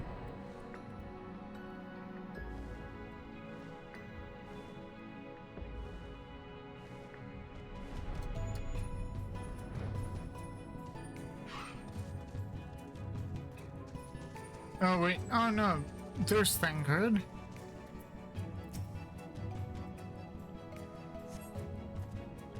On cursory sniff, you detect the faint aroma of fresh oranges, a far cry from the rather memorable scent of Maniri liver. Also, there's an orange there.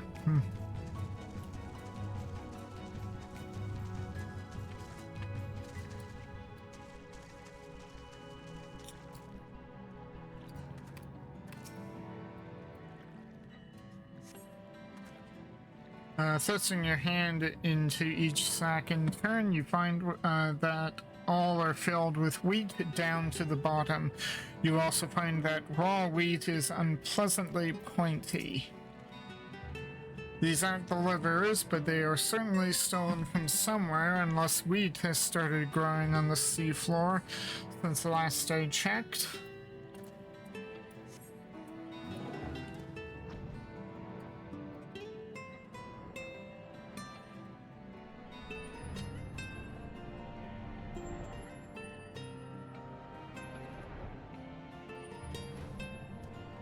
No, not a shoe bill. The shoe bill's staring at Reen, just staring.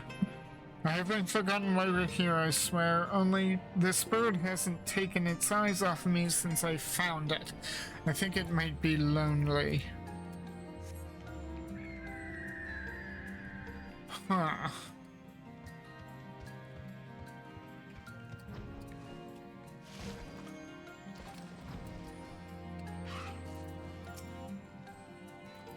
Reen scaled the wall with remarkable swiftness. Thancred taught her well.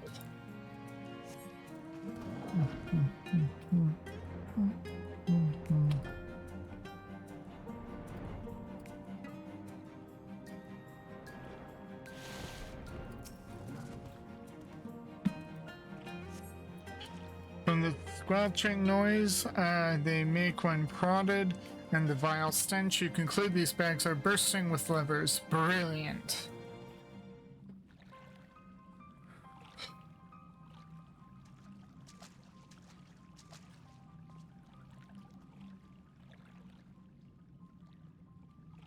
Are those them? Yes. These are those.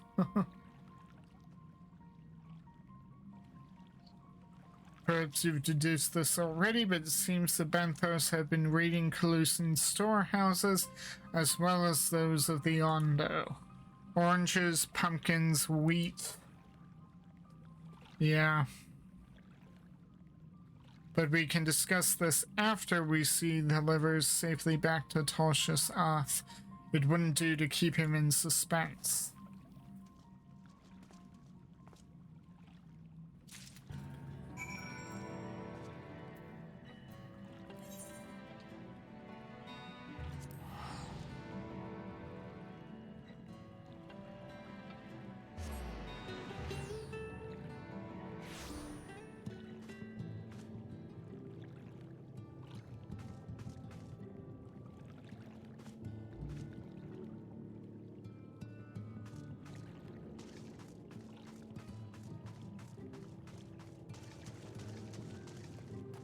Is there some reason why the shoe build keeps making appearances? Did you happen to see a bird while you were in the caves? Reen insists that there was one, but how? I know it sounds strange, but there really was a bird in those caves. Yeah, I know, I saw it, we spoke. To venture ashore and steal from the Calusins entaileth unconscionable risk. Yet there is no denying the truth of our eyes.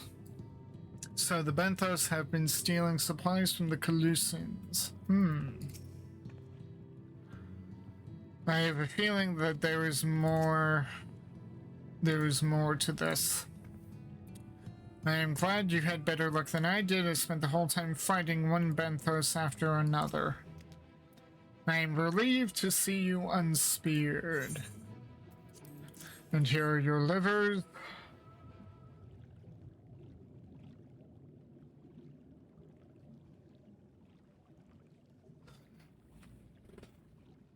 Oh, precious livers, I knew you would not fail. We also found all manner of foodstuffs from Calusia in the Flounder's floor. The Flounder's floor. Blech. Tell me, Tolshasath, does that seem odd to you? It is brazen, to be sure. I'm reminded of rumors I've heard recently concerning a rash of thefts from Calusin warehouses. The perpetrators enter in the dead of night and are gone before anyone has realized what has happened. The Yulmoran army has been investigating, but thus far to no avail. Perhaps the reason they have struggled so is that their quarry is of the sea. The true question then is what we mean to do about it. Much as I would like to proceed to the ruins without further delay, we cannot allow the Benthos to carry on as they are. If I may, I believe that the ruins are, in fact, key to the Benthos' plans.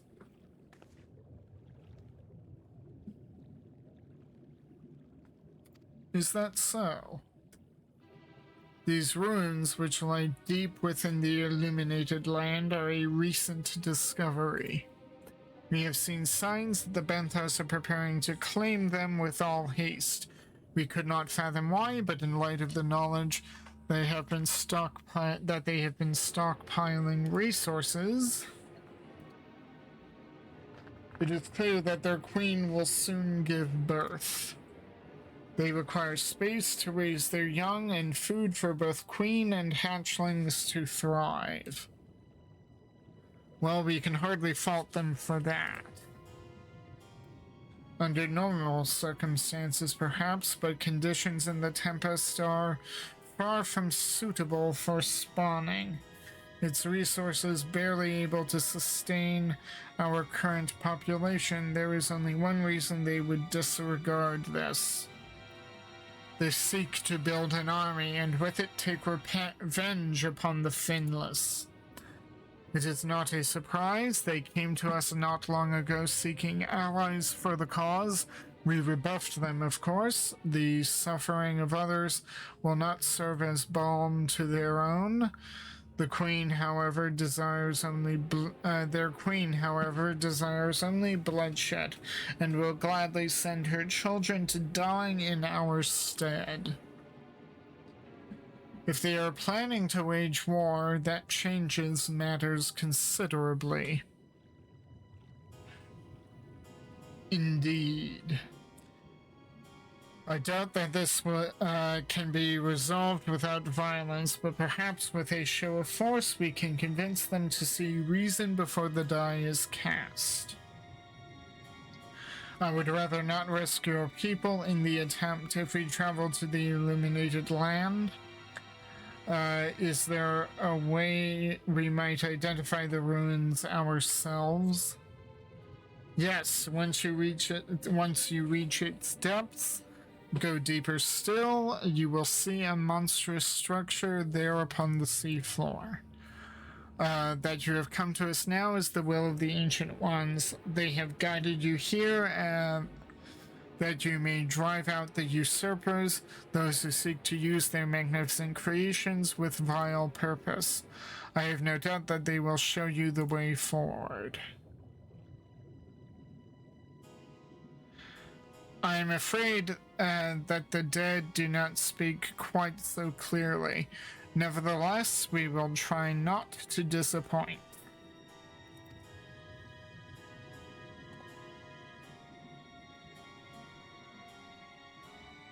If what we seek lieth deeper still beyond Amarot, I would call upon the assistance of another.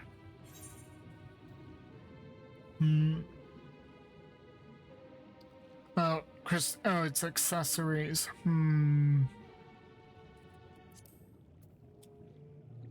Well...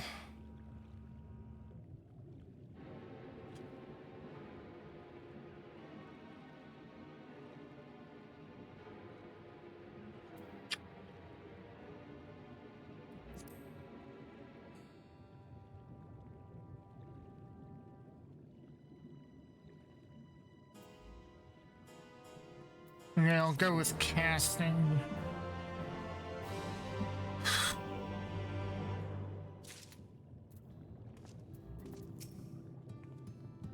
The will of the ancients, if only it were so simple.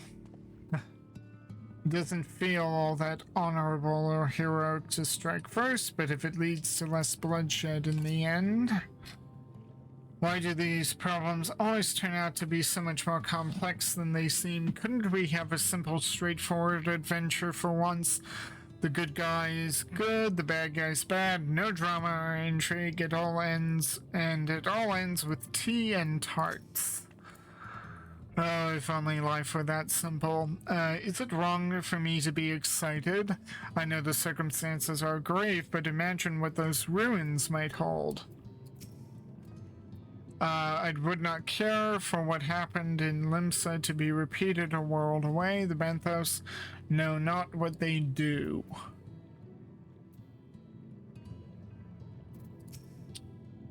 You need not believe in the will of the ancients to receive of their guidance, like the tide and the current. It is there always. Okay. A whale's tail. Uriandre has a mind to call on an old friend. Now we need Bismarck. Though our course hath been decided to pursue it, we must needs beseech the aid of a friend. I speak of Bismarck. Pray follow me to Sullen, that we might seek an audience with him once more.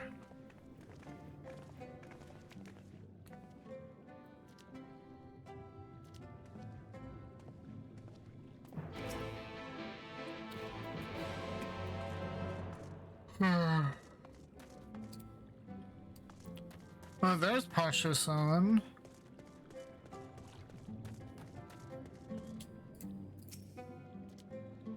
It was you who recovered the livers? We have much to thank you for, friend of Alphino.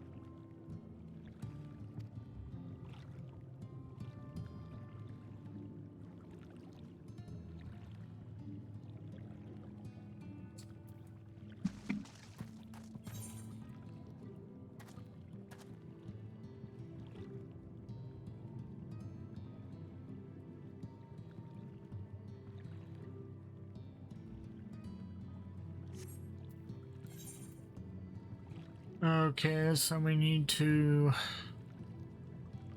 Fort Job is probably closest.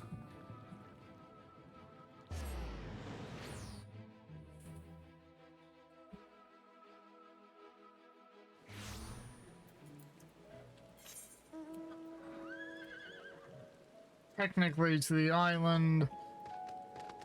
I mean, it's about 50-50. Because we wanted to meet in Sullen.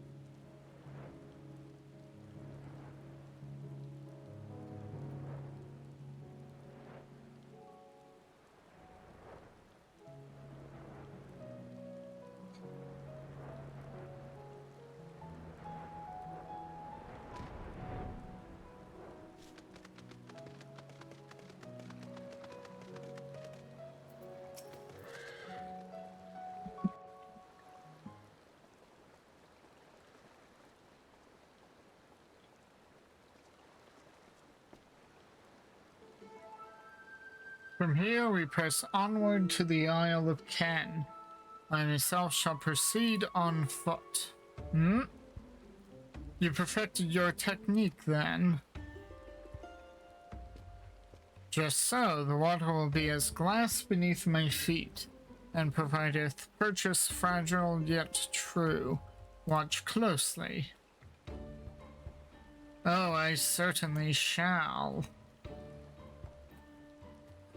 Forgive me, but would it not be easier to perfect your swimming technique? Aye, 'twould be a pity if you drowned, truly. Oh hush, I'm sure it'll be brilliant. Oh, why do I have a feeling it won't be?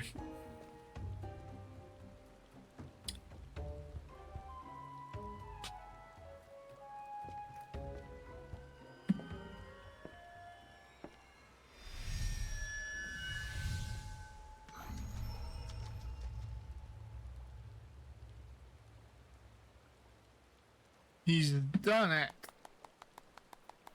Incredible.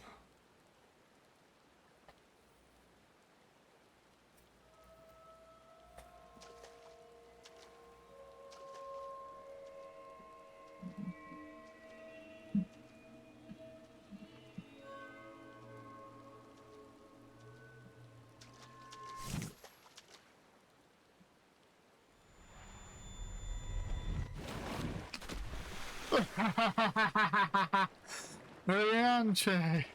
Oh, for the love of...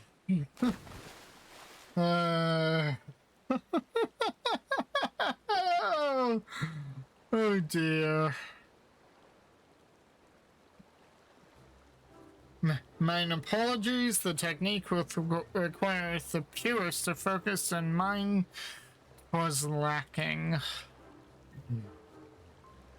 To perfect this magic, I went so far as to deal with the Floth, and with their aid, mine efforts finally met with success, albeit on a single occasion.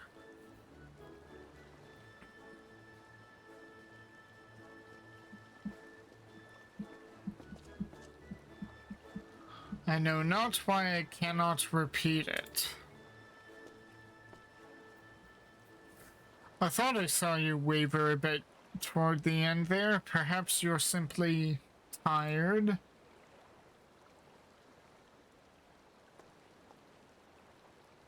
Thankhood? Hmm?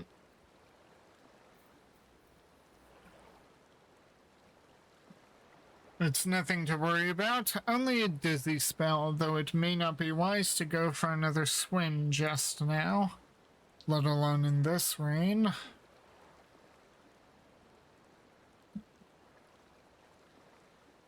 Thankfully, we have an alternative. A wonderful little invention, I'm sure you'll agree.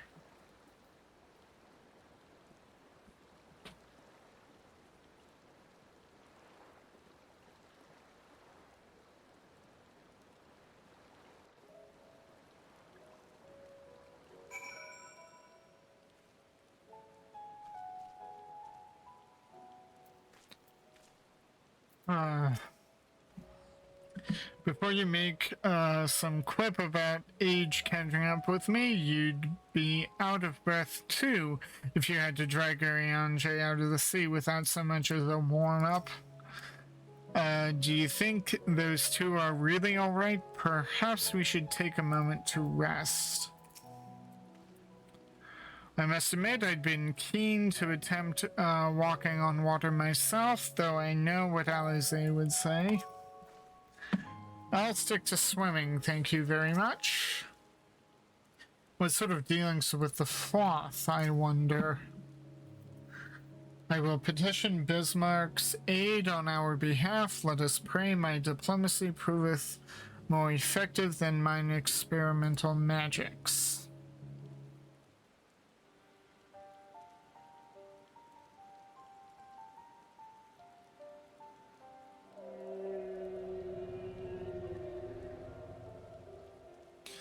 You speak with the voice of the king, little neighbors. I will not deny you. As before, if you seek what sleeps beneath the sea, I will be your guide. Thy kindness is as boundless as the depth, serene one. Before we depart, however, I would ask a favor. After our last flight, I found many creatures cling to me. I am itchy. Remove them, and I will take you below. With all haste shall it be done.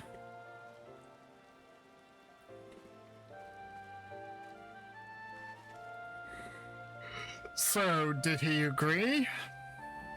Aye. Though I agreed to a favor in kind, regrettably 'tis not one I possess the power to grant.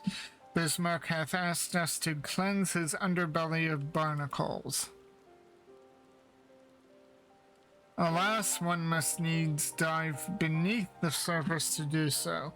Even if I could master the power to walk upon it, it would avail me not. Oh, for heaven's sake, is that all? Myrokos and I are more than capable of that. With the Kojin's blessing, we'll have done with it in moments, and better that than standing here and listening to this nonsense. I'll take the right, you take the left. Now go.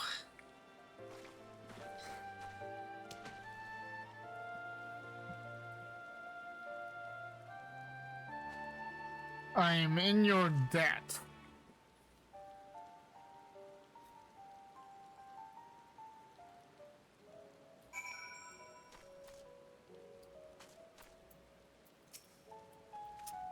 None of us is much of a match for Alisaie when she's like this, aside from Ishtola, perhaps.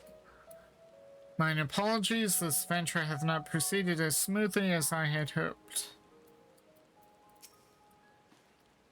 Psst, I think Thancred's embarrassed. Yes, I'm perfectly well recovered, thank you. It's a minor miracle that we accomplish anything at all, wouldn't you say? Indeed.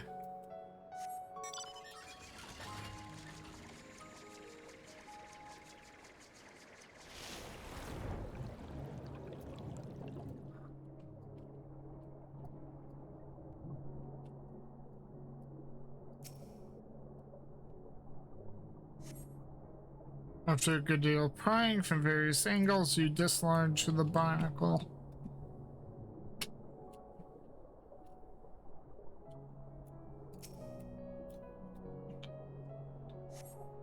After a good deal of prying, you dislodge the barnacle.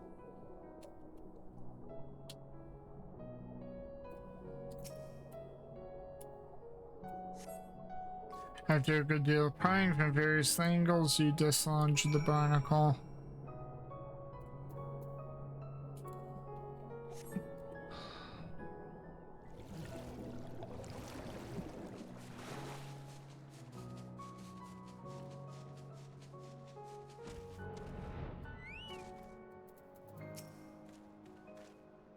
Apologies for saying this one out, but it did seem more appropriate for those of you with the Kojin's blessing to handle it. Would you please keep an eye on Thancred and Urianger? I'm still not convinced they're all right. I take it you've finished? The power to breathe underwater seems most convenient. Mayhap the Kojin might be persuaded to grant me it when we return to the source. I can swim, after all. Well, that was disgusting. I pray we will not be required to attend to any other matters of personal hygiene. Thine efforts are most sincerely appreciated. I will inform Bismarck that we may depart without further delay.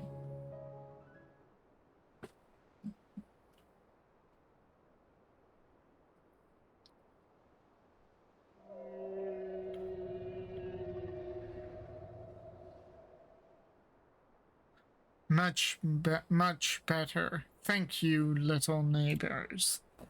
I remember a long time ago I did this, another did this favor for me.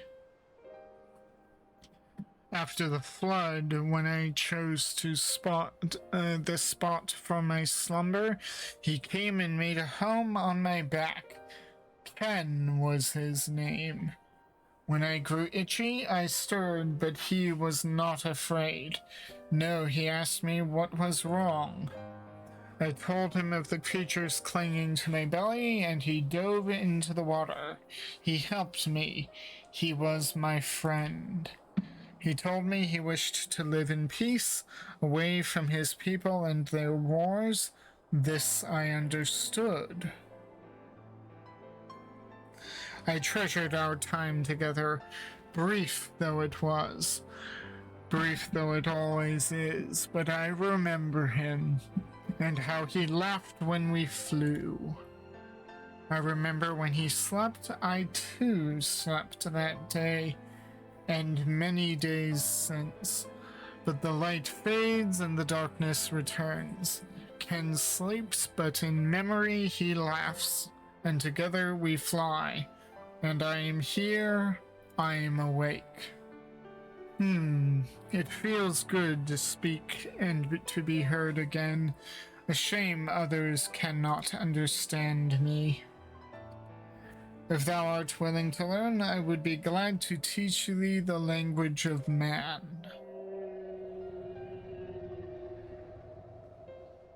Thank you, little friend, but it is time I grant you your request. But first I will take flight to cleanse my body and prepare. The dive will be swift, and I would not have you struck by errant debris.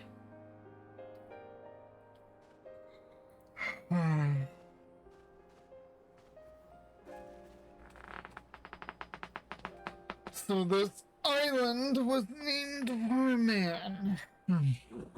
How easily the past is forgotten. It passed not even 100 years ago, yet the truth has slipped from history like so many grains of sand. Might I have some explanation of what he just said, or shall we stand around making vague and mysterious allusions? While he maketh ready to deliver us unto our destination, Bidmark bade us wait for him on the shore of Calusia. That's all. I feel as though there was going to be more to it. Indeed there was, but it hath no bearing on the task at hand. I should be glad to share the rest with you anon.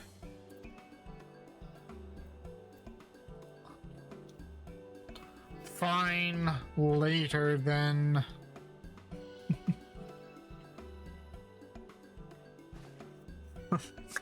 If Bismarck requires time to prepare, might I suggest a short respite for Urianger and Thancred in particular? I require no such thing. I am the picture of perfect health. Mine was but a momentary lapse of concentration, not on my worry not on my account. You mustn't push yourself so. Please rest. For me,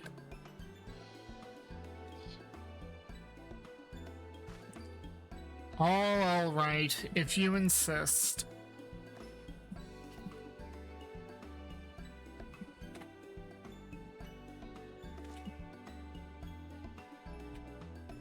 You too, Myrokos, you've been running yourself ragged. Yes, ma'am, but I feel fine. Just go quietly, Myrokos. Trust me.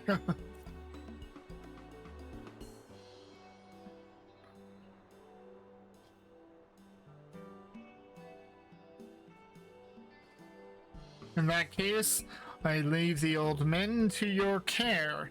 Let the rest of us will meet you at the split hall anon.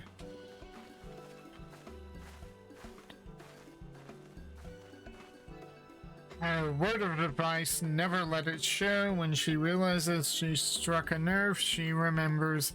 By the gods, she remembers.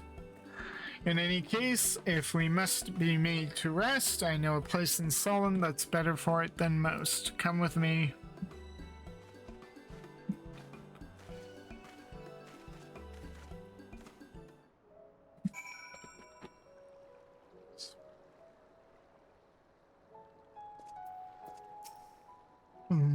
With age cometh wisdom, or so I pray. May as well have a seat. We wouldn't want our elderly knees to give out.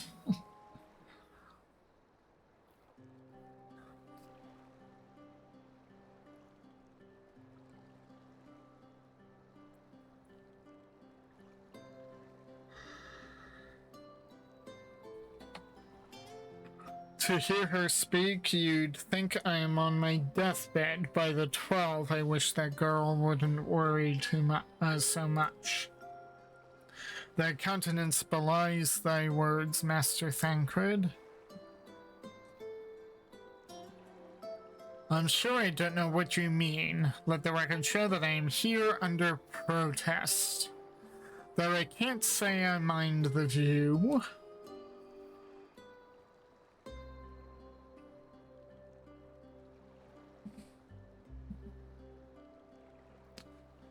And if the abundance of anglers is any indication, even an amateur might land an impressive catch.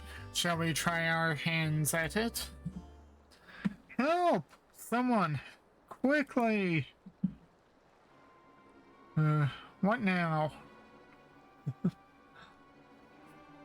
It's Nightshade. We was attacked on the road from the Crystarium. Barely escaped with me life.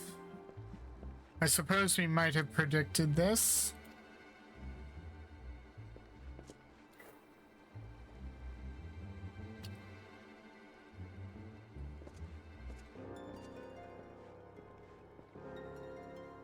You mean you'll help for free? Thank you. If I recall correctly, Nightshade is a local band of outlaws. I doubt they'll trouble us over much, no more than they already have by interrupting our relaxation at any rate.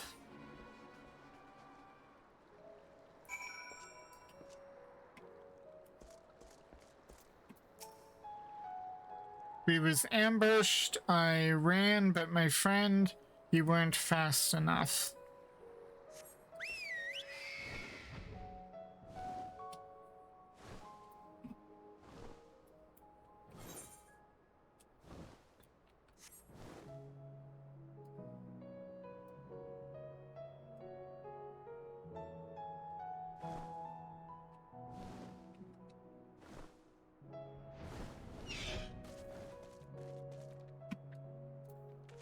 Oh, Taylor and a guardsman.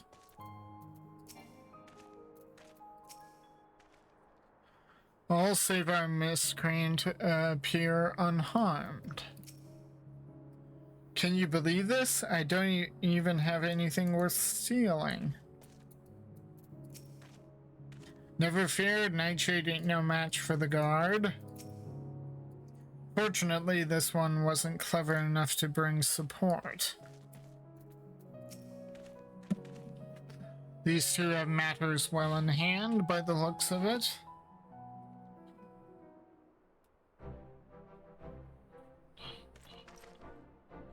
I'll not forget this kindness. May we meet again.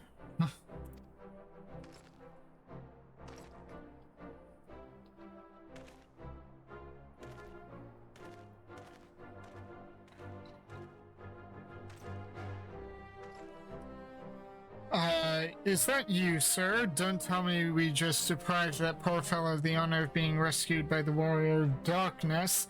We had no idea you were in the area. Fancy us meeting again so soon, eh? Why, I believe I even recognized your companion. Yes, from the infirmary. You had a message for the Crystal Exarch, did you not? It's good to see you back on your feet and on patrol, no less. Oh, it's nothing as official as that. Strictly speaking, we're off duty, but as we had a free moment, we thought we'd give a few of the less traveled roads a look. The guard doesn't have enough hands to patrol them regularly, you see. That's admirable. There are few so devoted to their duty in Lakeland or beyond.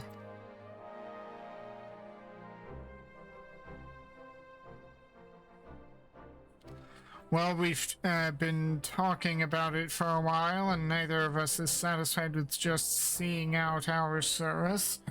It feels like we could be doing more, like we should be doing more. It's all about having the will to help your fellow man and the resolve to see it through. I remember you, the excitable one. Very good, Mr.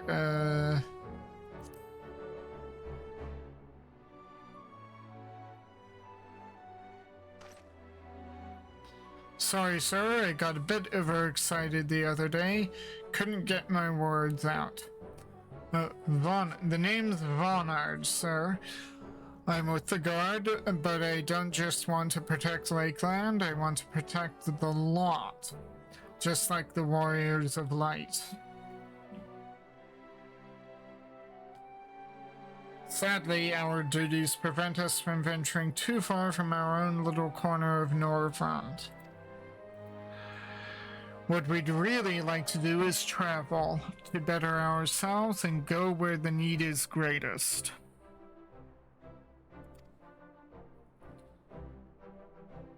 But everyone has to start somewhere, don't they? For now, if we can stop Nightshade from robbing the odd fisherman, then that's what we'll do.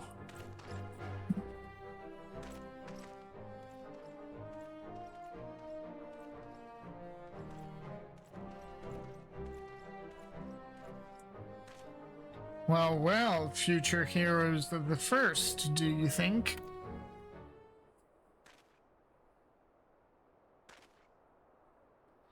They want not for spirit, 'tis but a pity they draw inspiration from so clouded a wellspring.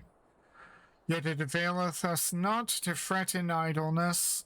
We must needs press on if we are to bring Elidibus's schemes to light.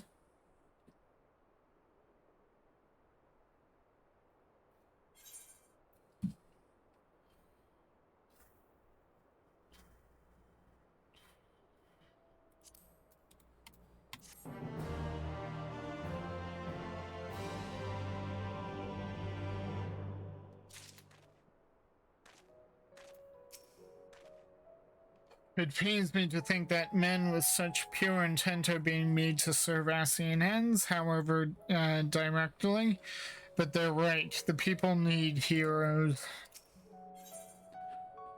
Beneath the surface, thus reminded of the urgency of your investigation, Urianger would press on.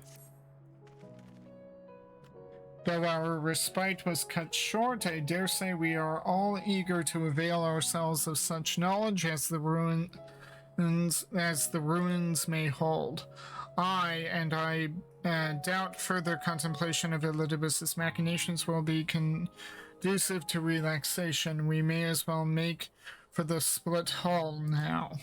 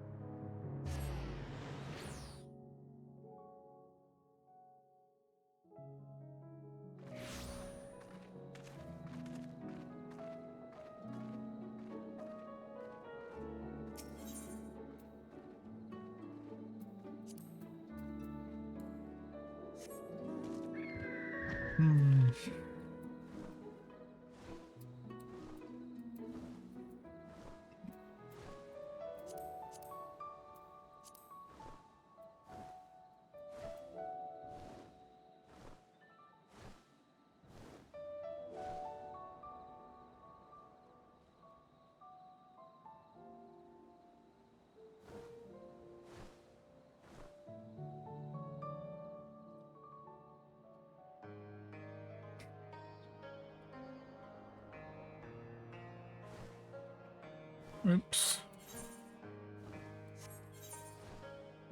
The lawns.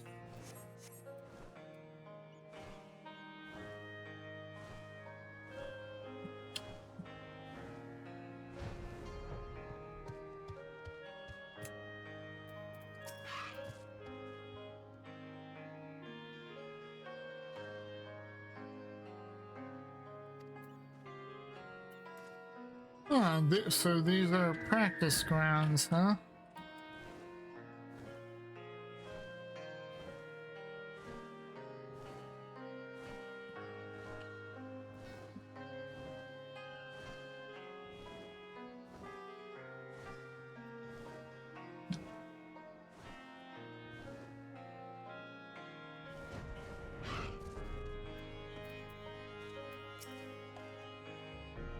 So how much of a respite did you actually enjoy? Half a moment?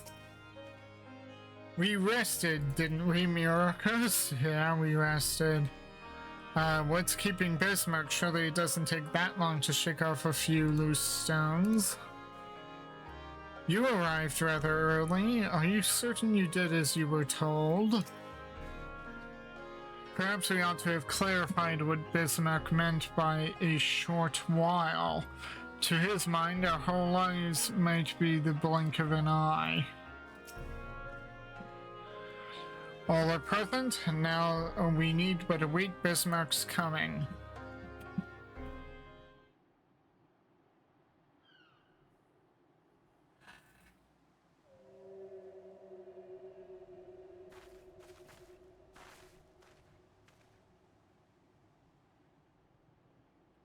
"'Tis time. Pray make ready."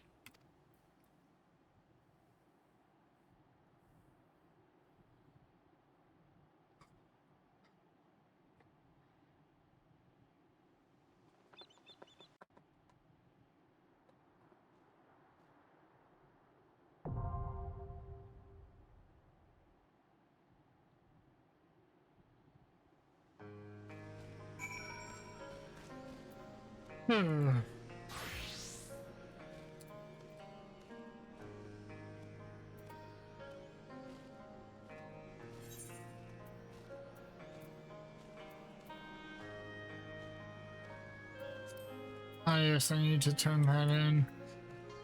But I think what I will do is clear that out, go back to dungeons.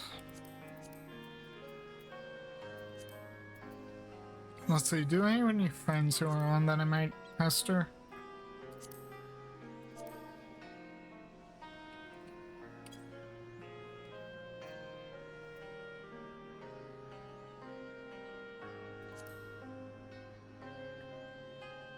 Message could not be sent.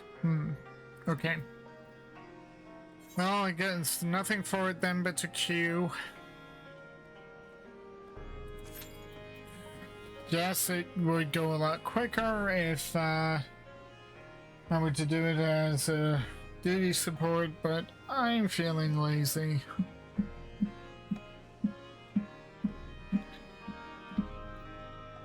So if you need to get up and stretch your legs, do so. This could be a while.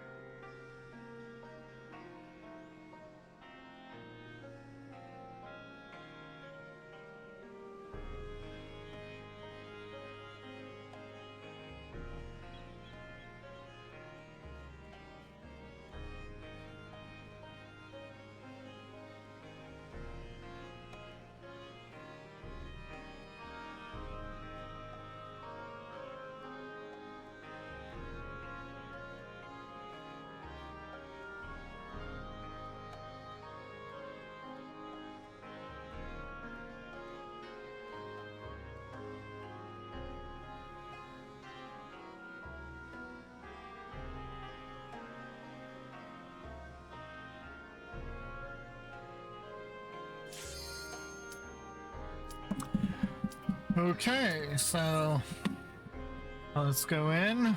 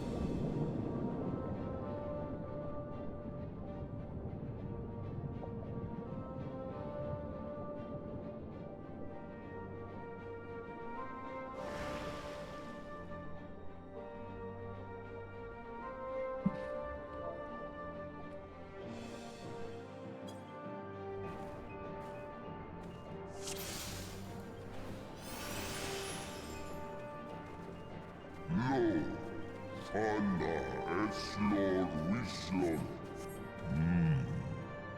Lanesia, Achtaneri.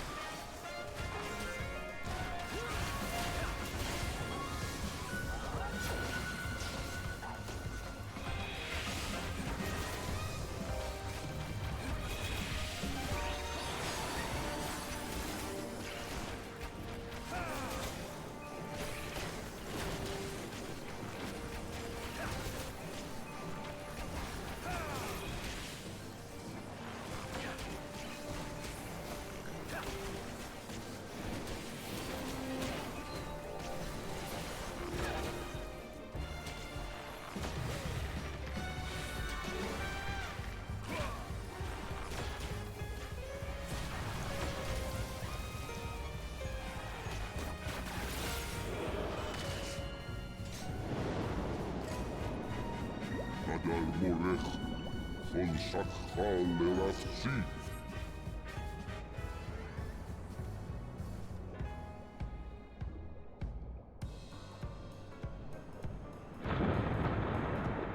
Alfoen Wisdom, Hanna Esnoelsi.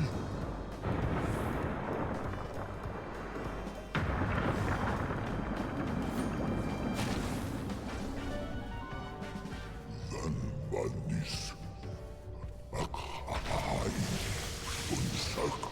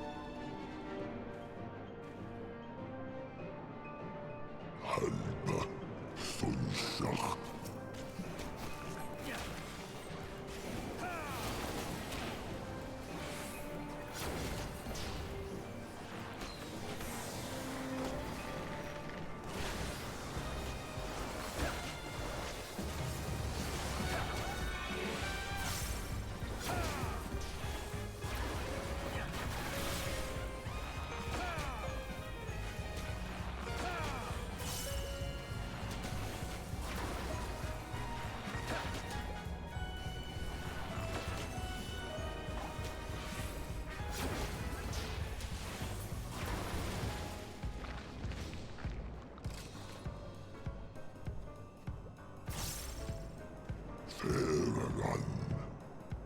Thunder and sea. Ah! Whoa.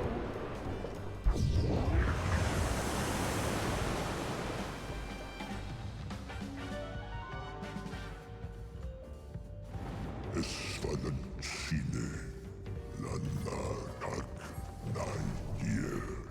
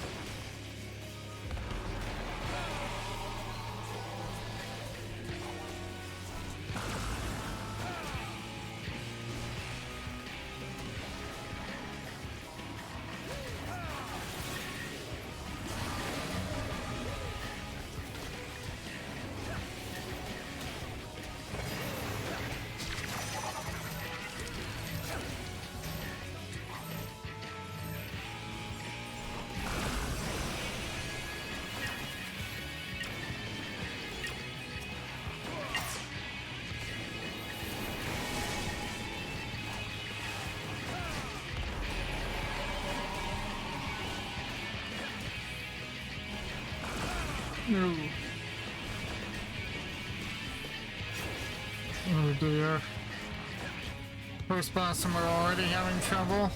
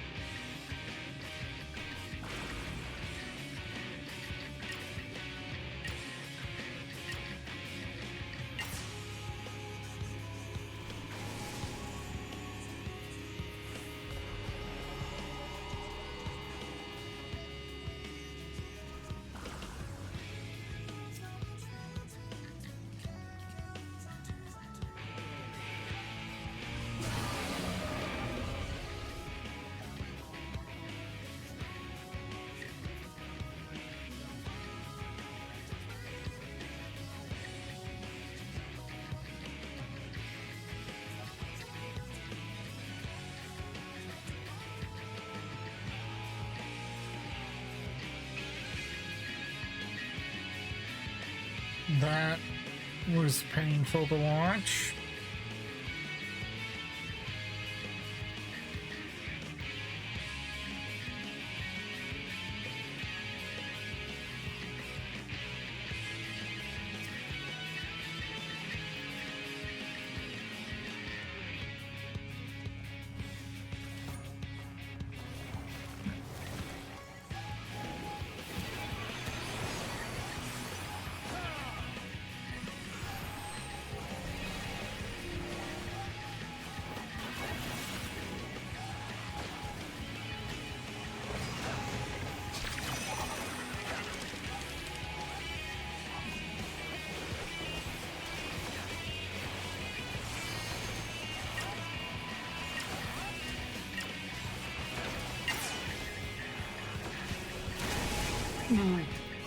No, again?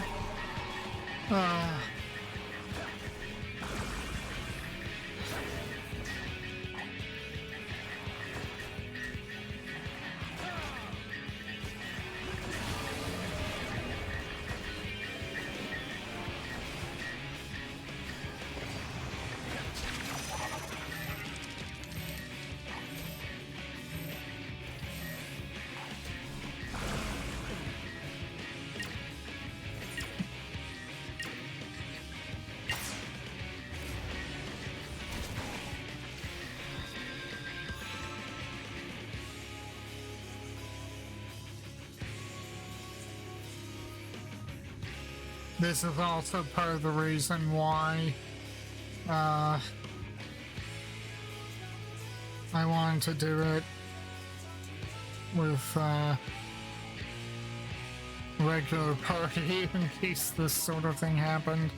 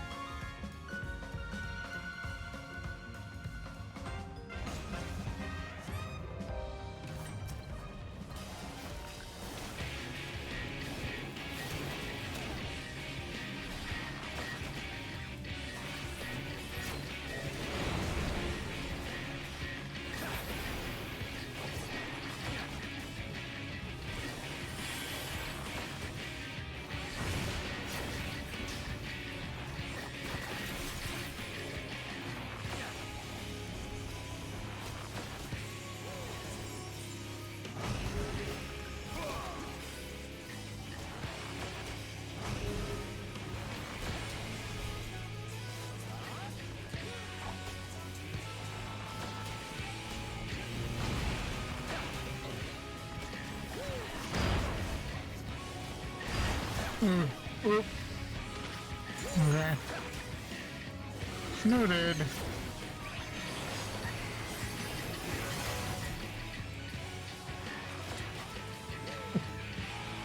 Yep.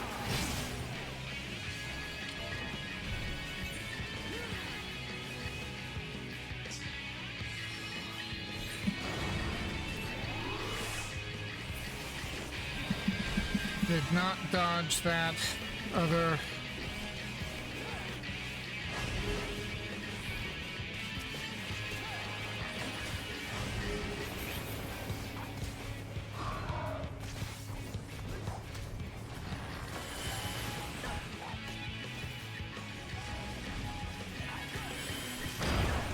Oh.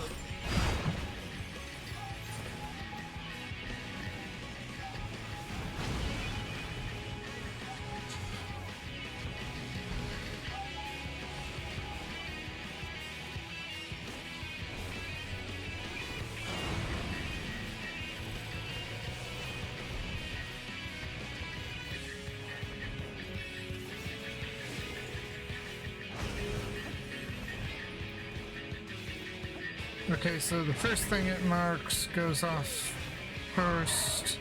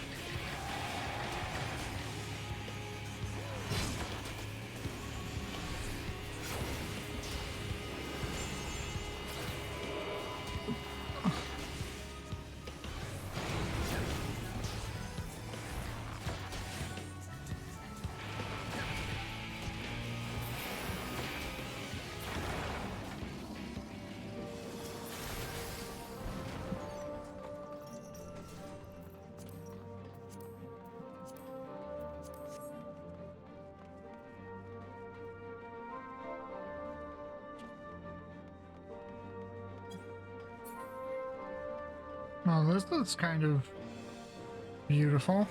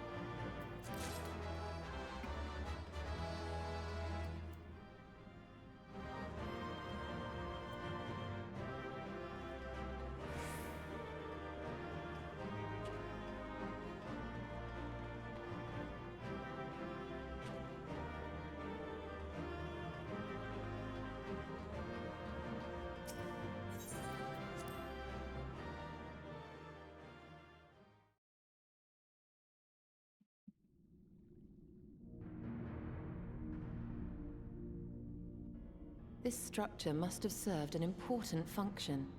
And here are yet more crystals.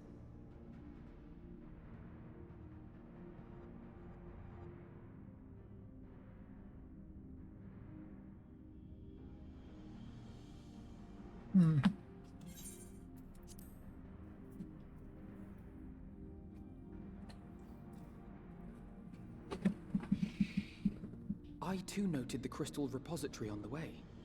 The Benthos seem to employ them in their spellcasting. In such vessels did the ancients preserve concepts. ideal forms to be drawn upon in the act of creation. That so great an abundance should reside here lendeth credence to Ishtola's conclusion. This facility held great significance.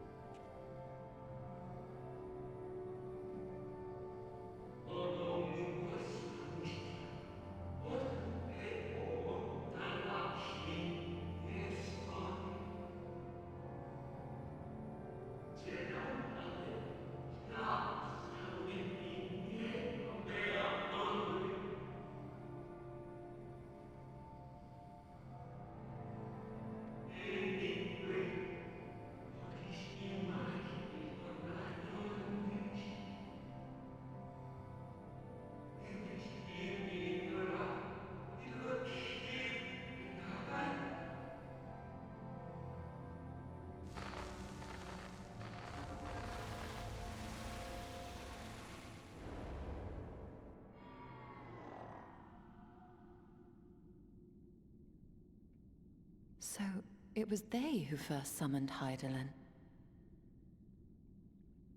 Their discussion did seem to imply as much, yes. I cannot say I have ever heard of this Venar before. For a certainty, Emet-Selch never uttered the name, speak though he did of the schism which Zodiark's advent wrought upon mankind. Some were of the viewpoint that his power must needs be restrained, and to that end did they call forth she who would serve as his shackles. We now know that it was this Venar to whom they looked for leadership. And that this place, in all likelihood, served as their headquarters. The presence of such intimate records attests to that. I would hear what else they have to tell us. All of it. Did anyone see the source of the image?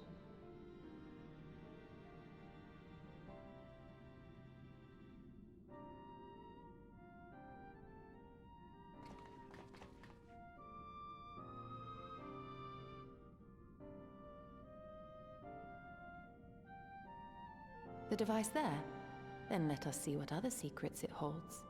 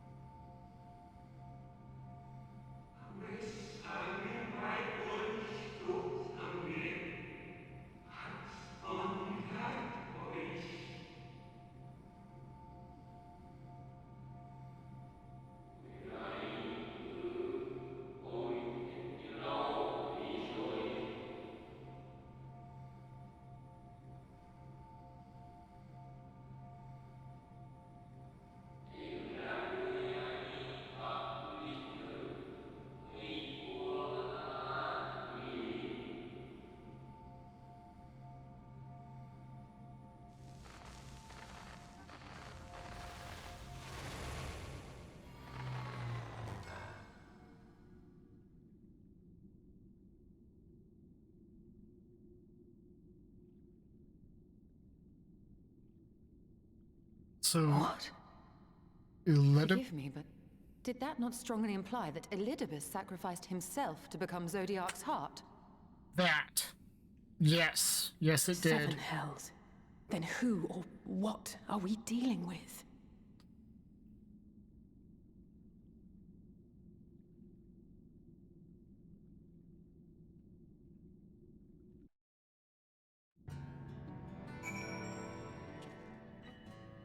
Huh.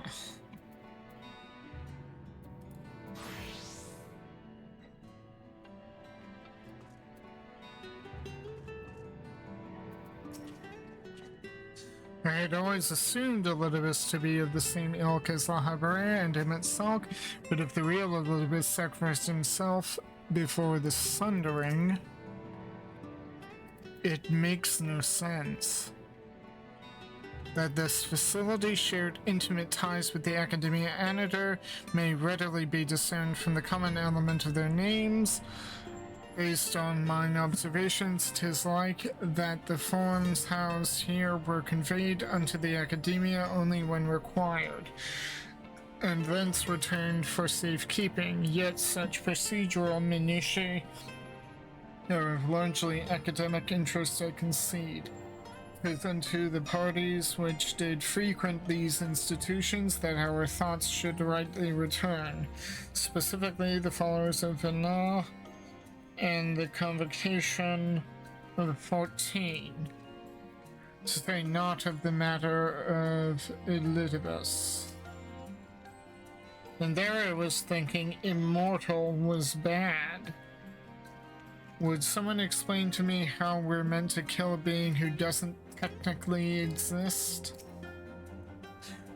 Do you think we might be able to activate the device again? I should like to hear how those discussions ended. Yeah, I'd like that too.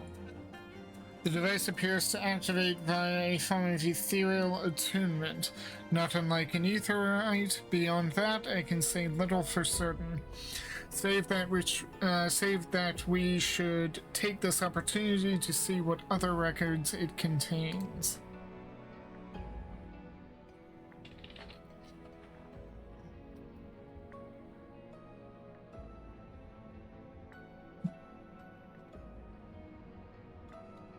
No response.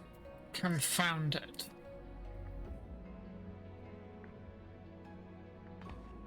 If I may, milady, the panel did formerly emit a soft yet perceptible glow. That it doth no longer may bespoken the depletion of some essential energy within. Given how long it has lain dormant, I think it fortunate it functioned at all. That may be, but if we can't get it to work again, we'll be leaving with more questions than we've answered. The white-robed emissary hath ever named himself Elidibus, yet if the shade spoke true, Elidibus ceased to be ere even the sundering came to pass. This calleth to mind a truth that Emmett Salk did once reveal in passing, that the names by which we know our foes are not those given to Ascians at birth. Rather, they are titles of office, afforded to individuals of merit, such as a merit at such time as the role becometh vacant. Perchance the Elidibus at Zodiark's heart and the emissary with whom we are acquainted be not one and the same, but predecessor and successor.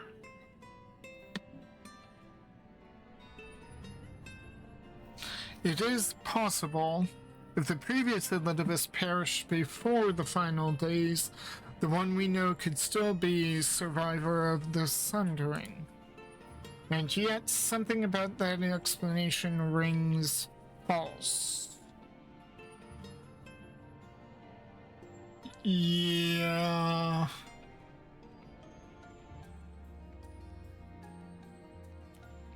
I think we're dealing with the same Elidibus. I think he left early. I will remain for a time. I would not abandon my attempts to revive the device so soon. There is more to learn here. I can feel it. In matters of etherology, I know of none capable as thee. If there existeth a means to learn more, thou wilt surely find it. Whilst thou art thus engaged, we shall attend to matters on the surface.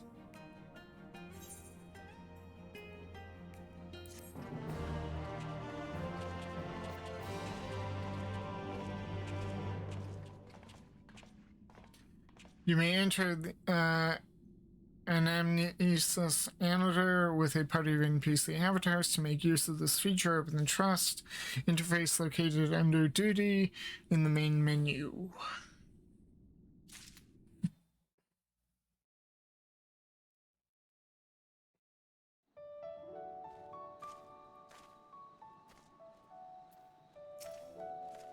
Does she really not mind working alone?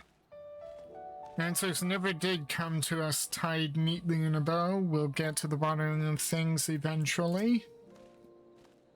While it is true our findings have raised more questions than they have answered, it is not impossible that Ishtola will gain access to additional records, and if nothing else, we have spared Yulmore from invasion. Hopefully this will make the Benthos think twice before raiding the stores of their fellow Ondo again. Echoes of a fallen star. Urianger presumably has some idea as to what you might usefully do while Ishtola pursues her investigations in an amnesis annotator. We can but uncover Elidibus's true origins. We may yet come to understand stand his designs. To that end, Ishtola must needs be afforded as much time as she doth require to complete her investigation. To the extent that such things are within our control, yes. Speaking of which, perhaps we might trouble the Exarch for news of his progress with the spirit vessel. He will no doubt wish to hear of our own discoveries as well, such as they are.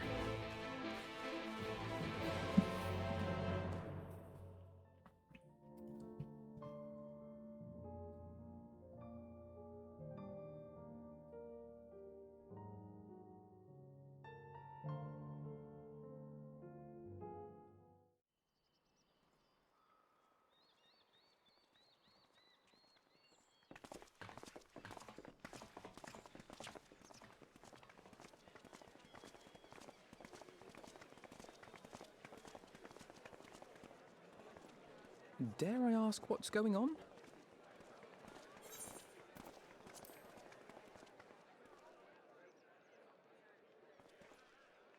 Ah, excellent timing. For me, in any case. We have a problem. The vast majority of those gathered here are presently in the employ of the Guard or else one of the facets, and no longer wish to be so. In principle, all are free to change vocation at any time, but a city does require a certain number of people in these positions if it is to continue to function. For the moment, I have asked them to postpone their resignation until such time as replacements can be found.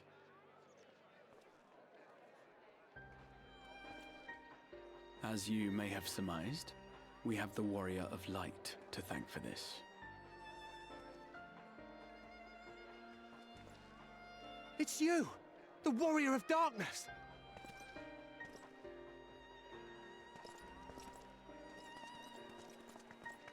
You understand, don't you? Someone's going to have to look after this place once you're gone. We just want to be ready to do our bit when the time comes. And not only here, but everywhere. Which is why we've got to get out there and lend a hand to those in need. That's what you did, isn't it? Even if it was just little things at the start. You helped people.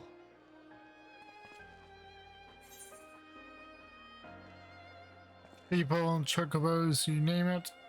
Well, yes.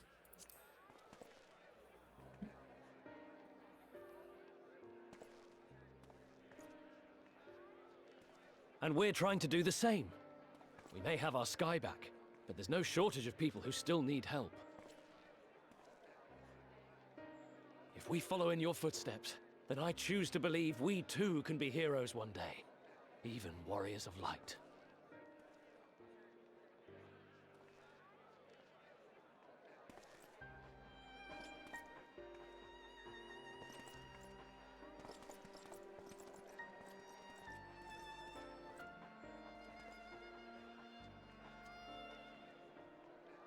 What are we to say to that?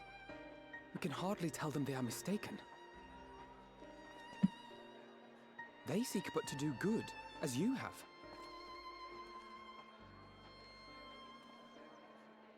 But no more can we stand idly by and suffer a paragon's scheme to proceed unchallenged.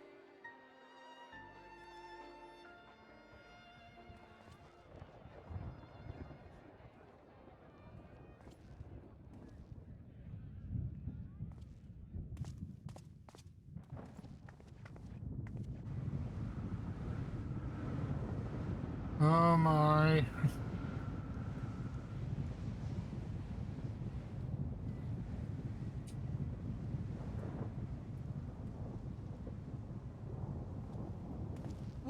What's happening to the sky?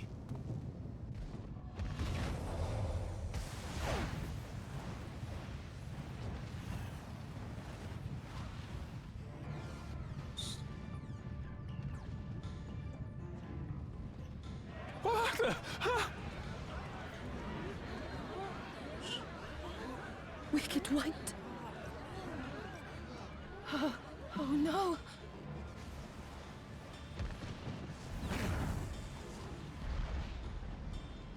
By the 12.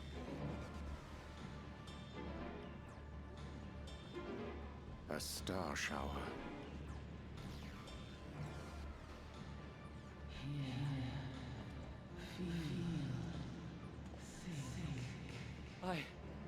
I hear a voice. You and all? And why does it feel like it's inside my head? Hear? Feel? Think? I hear it. Me too. Did I not tell you, my friends? You are warriors of light!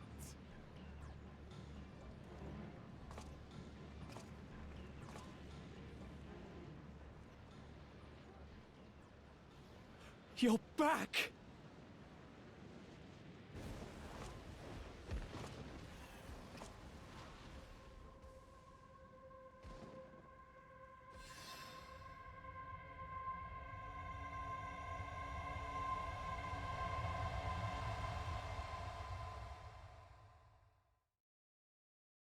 Ooh, that was very bright.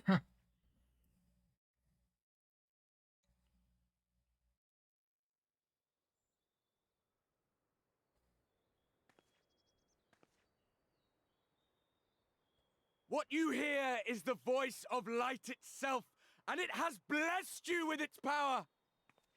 Welcome to the fold! I'm a warrior of light. I've been chosen? Can it be? Me, a hero.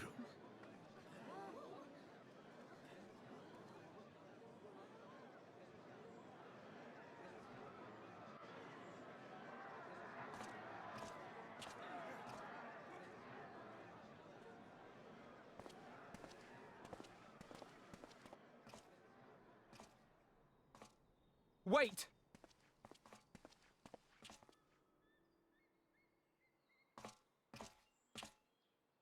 The falling stars, were they your doing?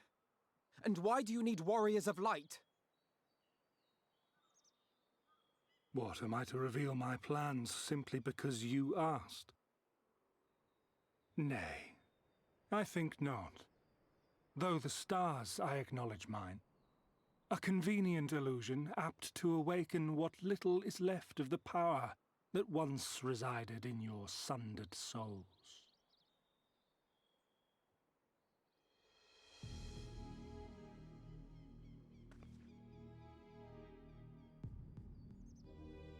that which you and yours call the echo. And an echo it is, of a symphony, but a fraction of what men in their completeness once possessed. Even those among you who tower over others in the gift have only the faintest trace of it. But though sundered and forgotten through death and mocking rebirth, it has persisted. A whisper of our past, burned into your very ether, along with the sight of our end. Through the rekindling of memory, I have awoken the ability, just as Hydaelyn is wont to do when she has need of new minions.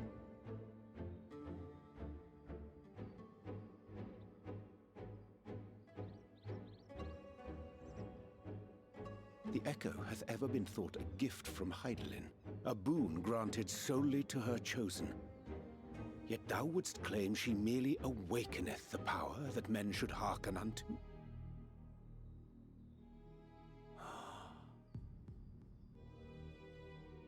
Her voice. Given the perceived simultaneity of her call and the awakening of her chosen's capacity to hear it, it is only natural that we thus attributed the source of the gift. Yet if, in truth, the echo is a prerequisite for hearing her voice, one might surmise that her call never ceaseth, such that all who awaken to their innate gift might receive of the blessing of light at the self-same instant. In sooth, we bore witness to this but moments ago. At the sight of the star shower, full many in the crowd did speak of hearing a voice in their minds, did they not? Mm-hmm. Just so. And whenever Hydaelyn has need of new servants, she is quick to pluck comets from the heavens or create illusions of the same. Why then didst thou conjure this vision, full knowing that thine age-old foe would thus claim those awakened to the gift? Foe? You must be mistaken. As you see, I am a warrior of light. And together with my comrades in arms, I shall save the world. Just like you.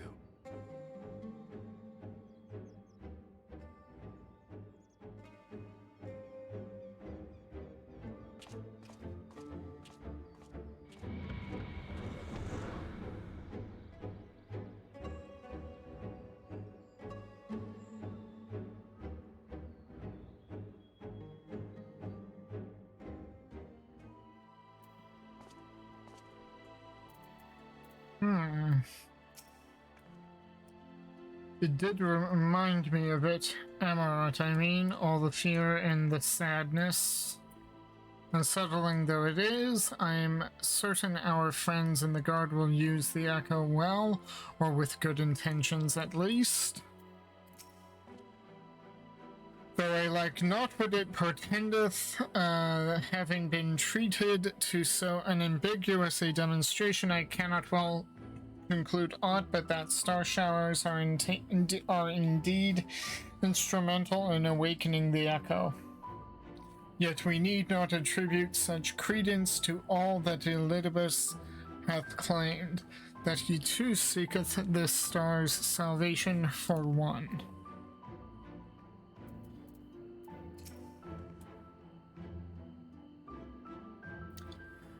And there he goes again, though I don't suppose he would have given us an honest answer about his history had he stayed. The more Elidibus reveals, the less I understand, but that he has made a fine mess of things is plain.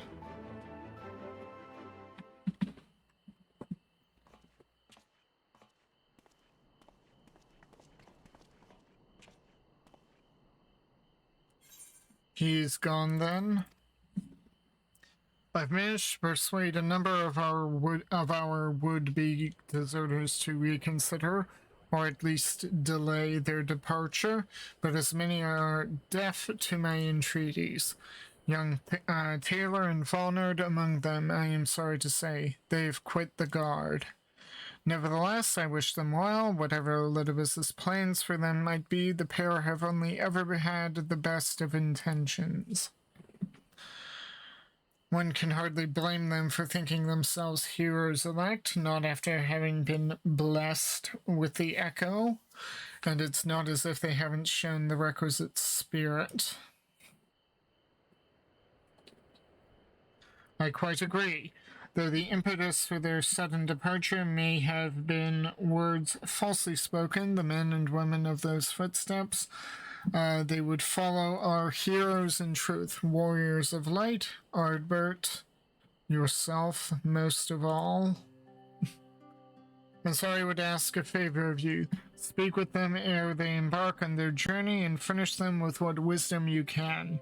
They've set off for the Amara launch, and you should still be able to catch them if you leave now. Worth the effort, I'd say. If I recall correctly, Raoban took the time to usher you out into the wider world many moons ago. That he did. I think that comparison rather flatters Taylor and Volnard, but the point still stands. They would doubtless be greatly encouraged were the Warrior of Darkness himself to see them off. If thou art willing, I prithee go. Thou mayest safely leave the task of unfolding that which did transpire at the anamnesis to us.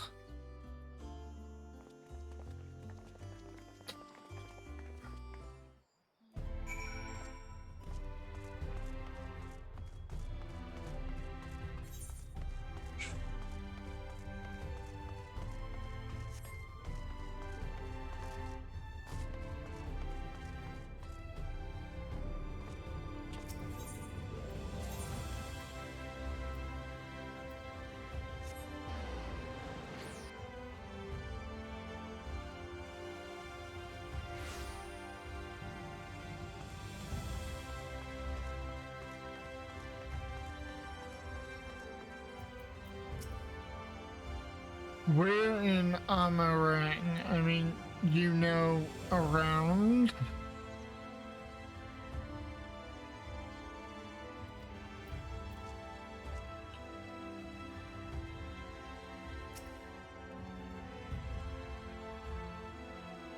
You again? I mean, it's you, sir.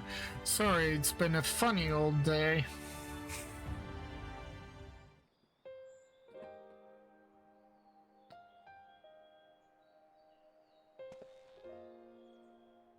You can be sure we'll take those words well to heart.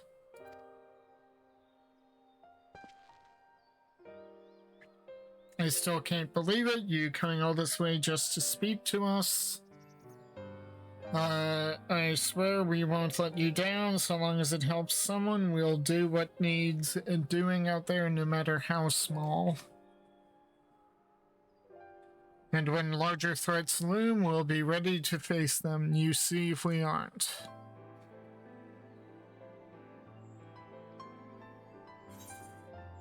Strike fast, strike true, for victory belongs to the bold. Well, what are you waiting for? Get out there. Yeah.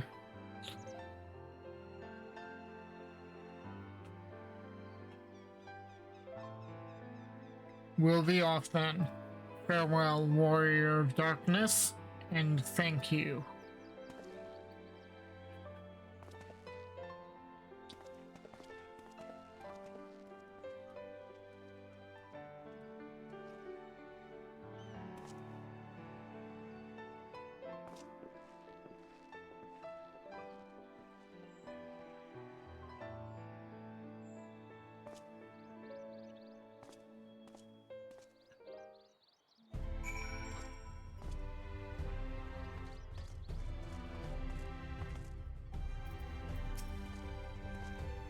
I've said my share of farewells to folks who chose to leave the Crystarium. Plenty among them never came back. Let's hope young Von Art and Taylor don't join them, eh? Yep.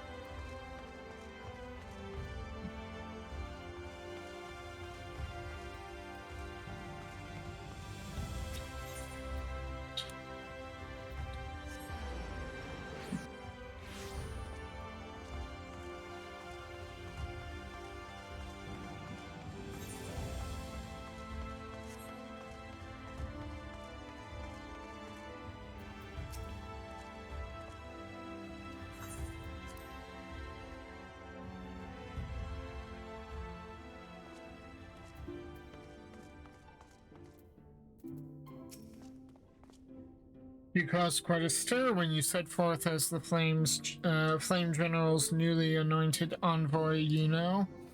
Minfilia was delighted. The world is ever in need of heroes, she said. I take it they were suitably inspired. This land is our home, and it is we who must protect it. Even if he didn't believe a word he was saying, and it's all part of some terrible scheme, it's hard to not take this message to heart. Honestly, don't listen to all this prattle about the life-changing importance of your words to impressionable young heroes. You could nod mutely in their general direction, and they'd still be inspired. Thou art returned, and at a most opportune time. We have but this moment concluded our account of all that came to pass in the deep. I was so deeply immersed in my research that I entirely failed to notice the star shower. Bugger. Thank you for making the effort. I'm certain your words will be a boon to them. While you were away, the others told me of your investigation. We have yet to discuss how to proceed, however.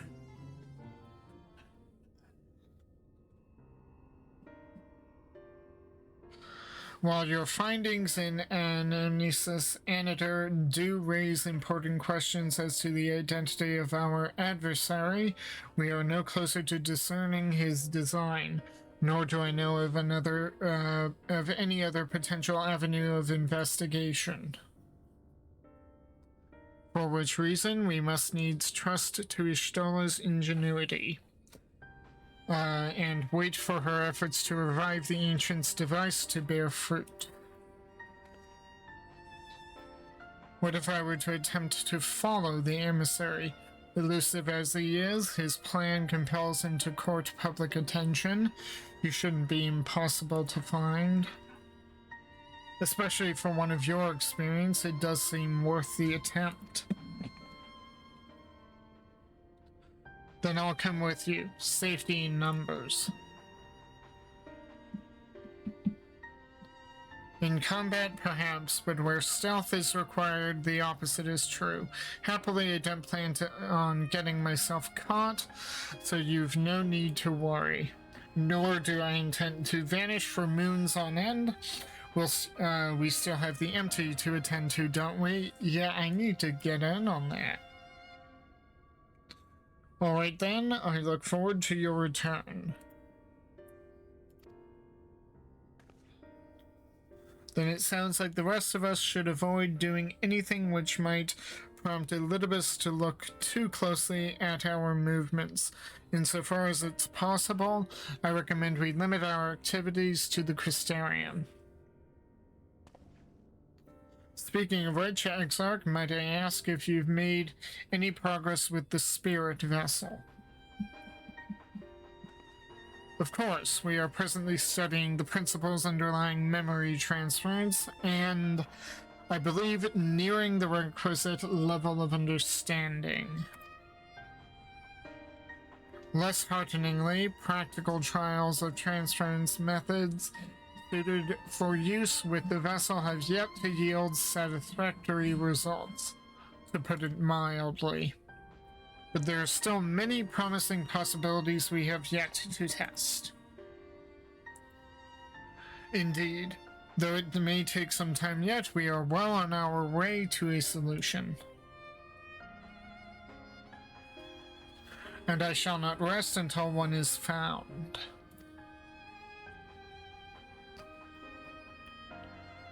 Though we are grateful for thine unstinting efforts, thou needst not labor to the exclusion of all else.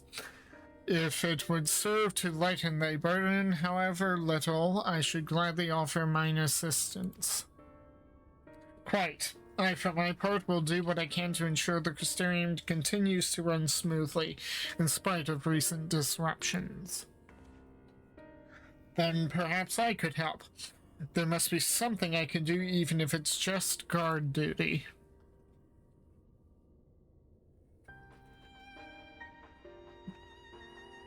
Thank you, all of you. I shall breathe easier for your assistance.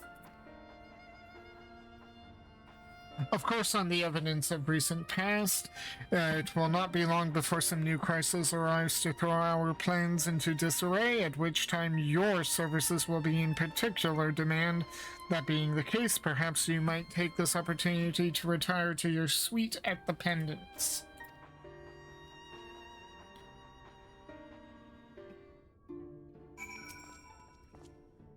Knowing not whether Elidibus or our ever-waning connection to the source represented the more pressing problem, we must needs attend to both, and risk solving neither.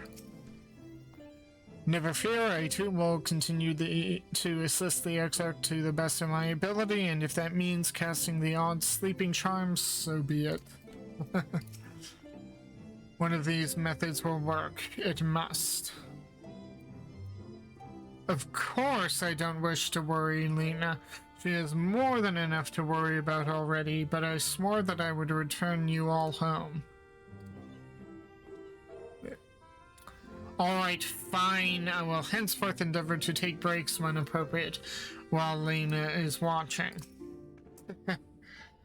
I will accompany my brother and make sure he doesn't get carried away. You will do as you are told and get some rest.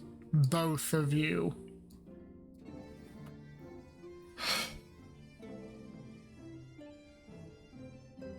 Honestly, he's a danger to himself. If I were Lena, I think I would have hit him over the head with a blunt object by now. At least then he'd lie down.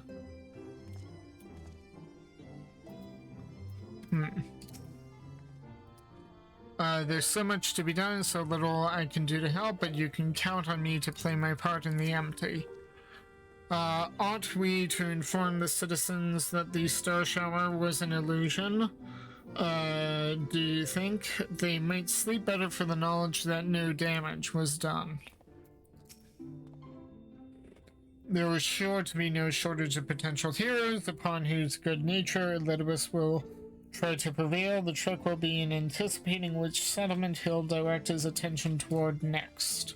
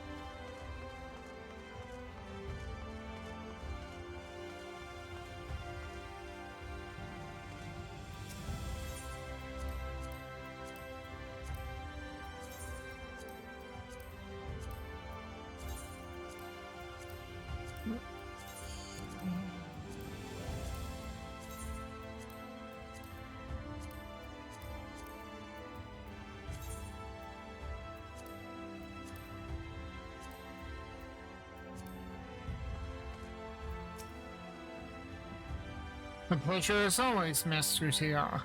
I am relieved to see that you were unharmed in the earlier commotion, though if I may, you do look rather weary. I presume you will be retiring to your suite? Yes. Very good. Do let me know if there is anything you require.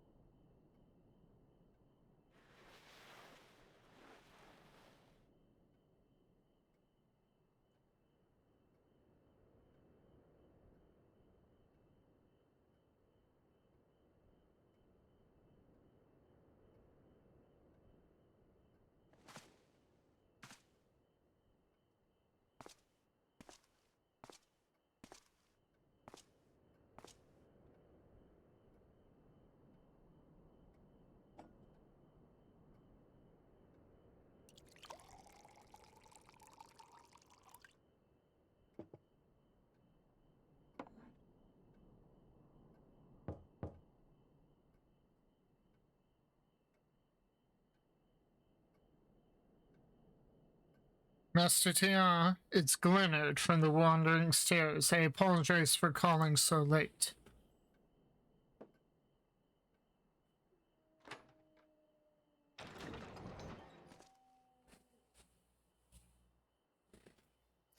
A friend of yours was asking after you. You may remember them from that business with the cardinal virtues.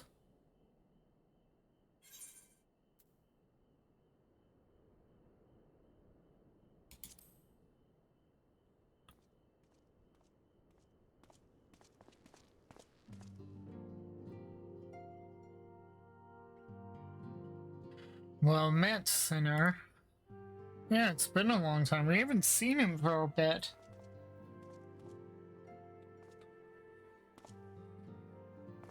I was looking forward to a welcome respite here in the Crystorium, but notice the mood here's not exactly conducive to relaxation, as I'm sure you've noticed. I'd wager you know more about what's going on than anyone else in the city. Care to share?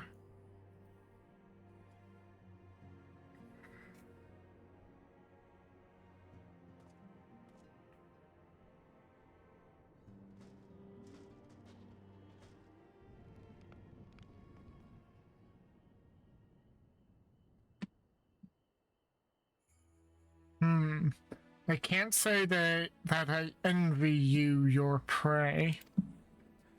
Dark work, this twisting of the Warrior of Light's legacy reminds me of what became of old Dicaiosine.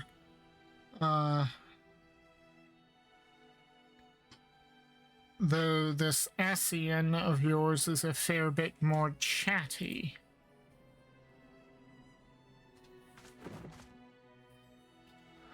I'm tempted to silence him myself. Brandon made his mistakes. I'm sure they all did, but the past is the past. They've earned their rest.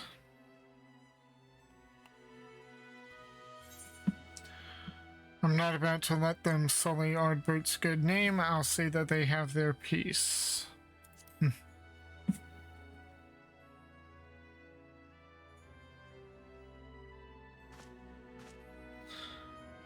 What, you want me to leave it to you?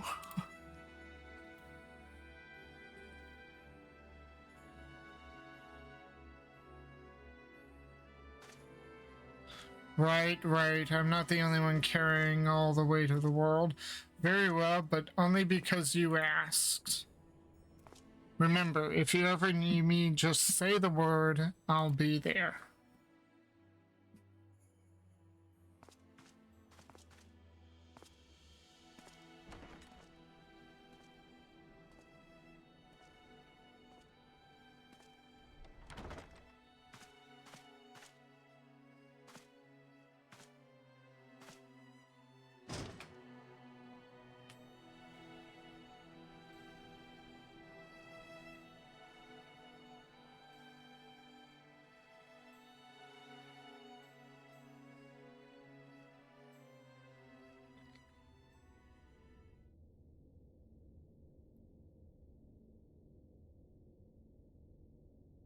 Meanwhile, in the umbilicus...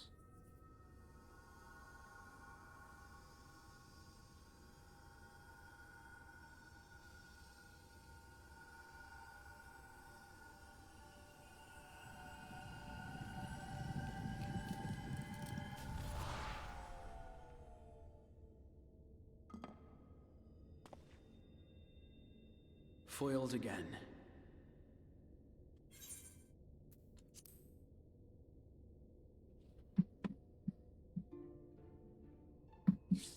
If I cannot imbue the infernal thing with my power via magical means, we may need to devise a way to infuse the vessel with my blood after all.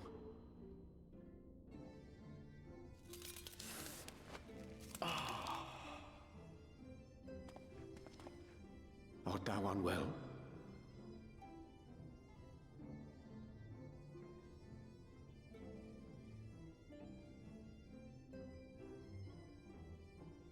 Oh, perhaps a brief respite?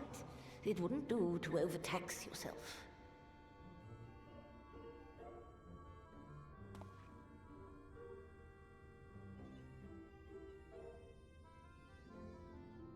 I'm fine.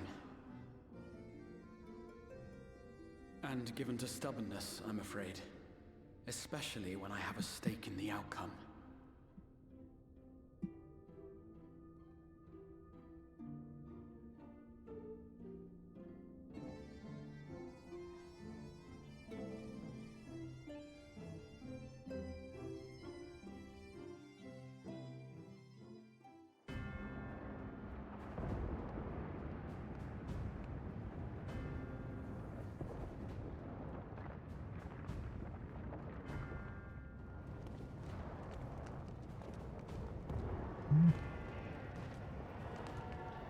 Uzinos.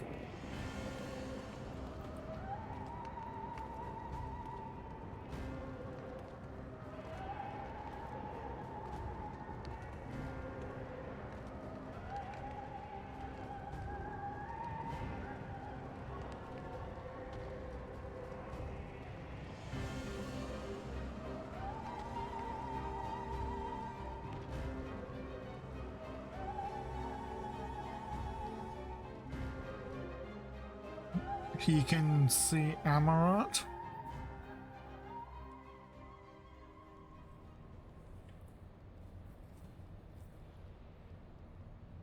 The dream again.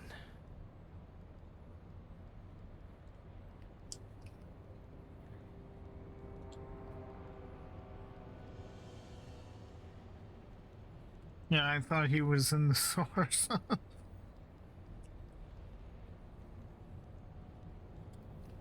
A recurring dream. They do so fascinate me. Might I trouble you for the details?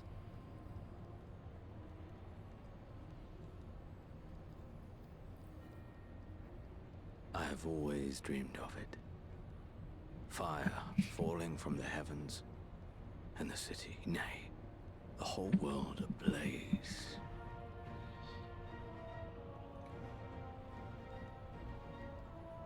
Indeed. Could Emmett Selk have found a way? Precious few possess memories of the final days. The final days.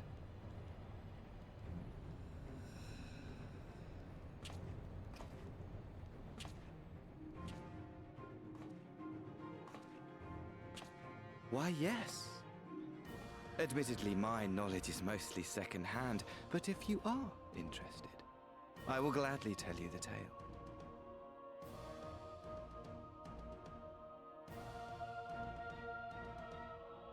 The tale of the world's end.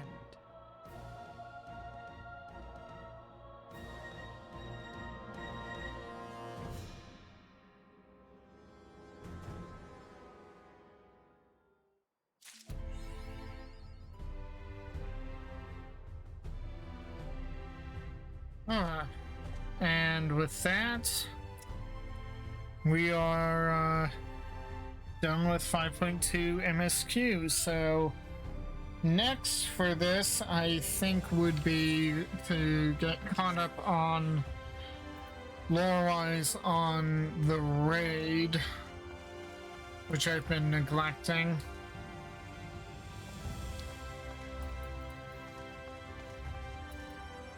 You know, to keep pace with the content.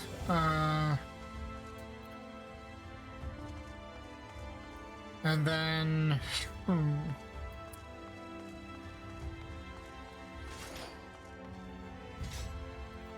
yeah, so I think the next part will be getting into the raid, focusing on the raid stuff, prioritizing that, at least for the as much as would be lore pertinent to where we've gotten this far, and then get into 5.3 MSQ,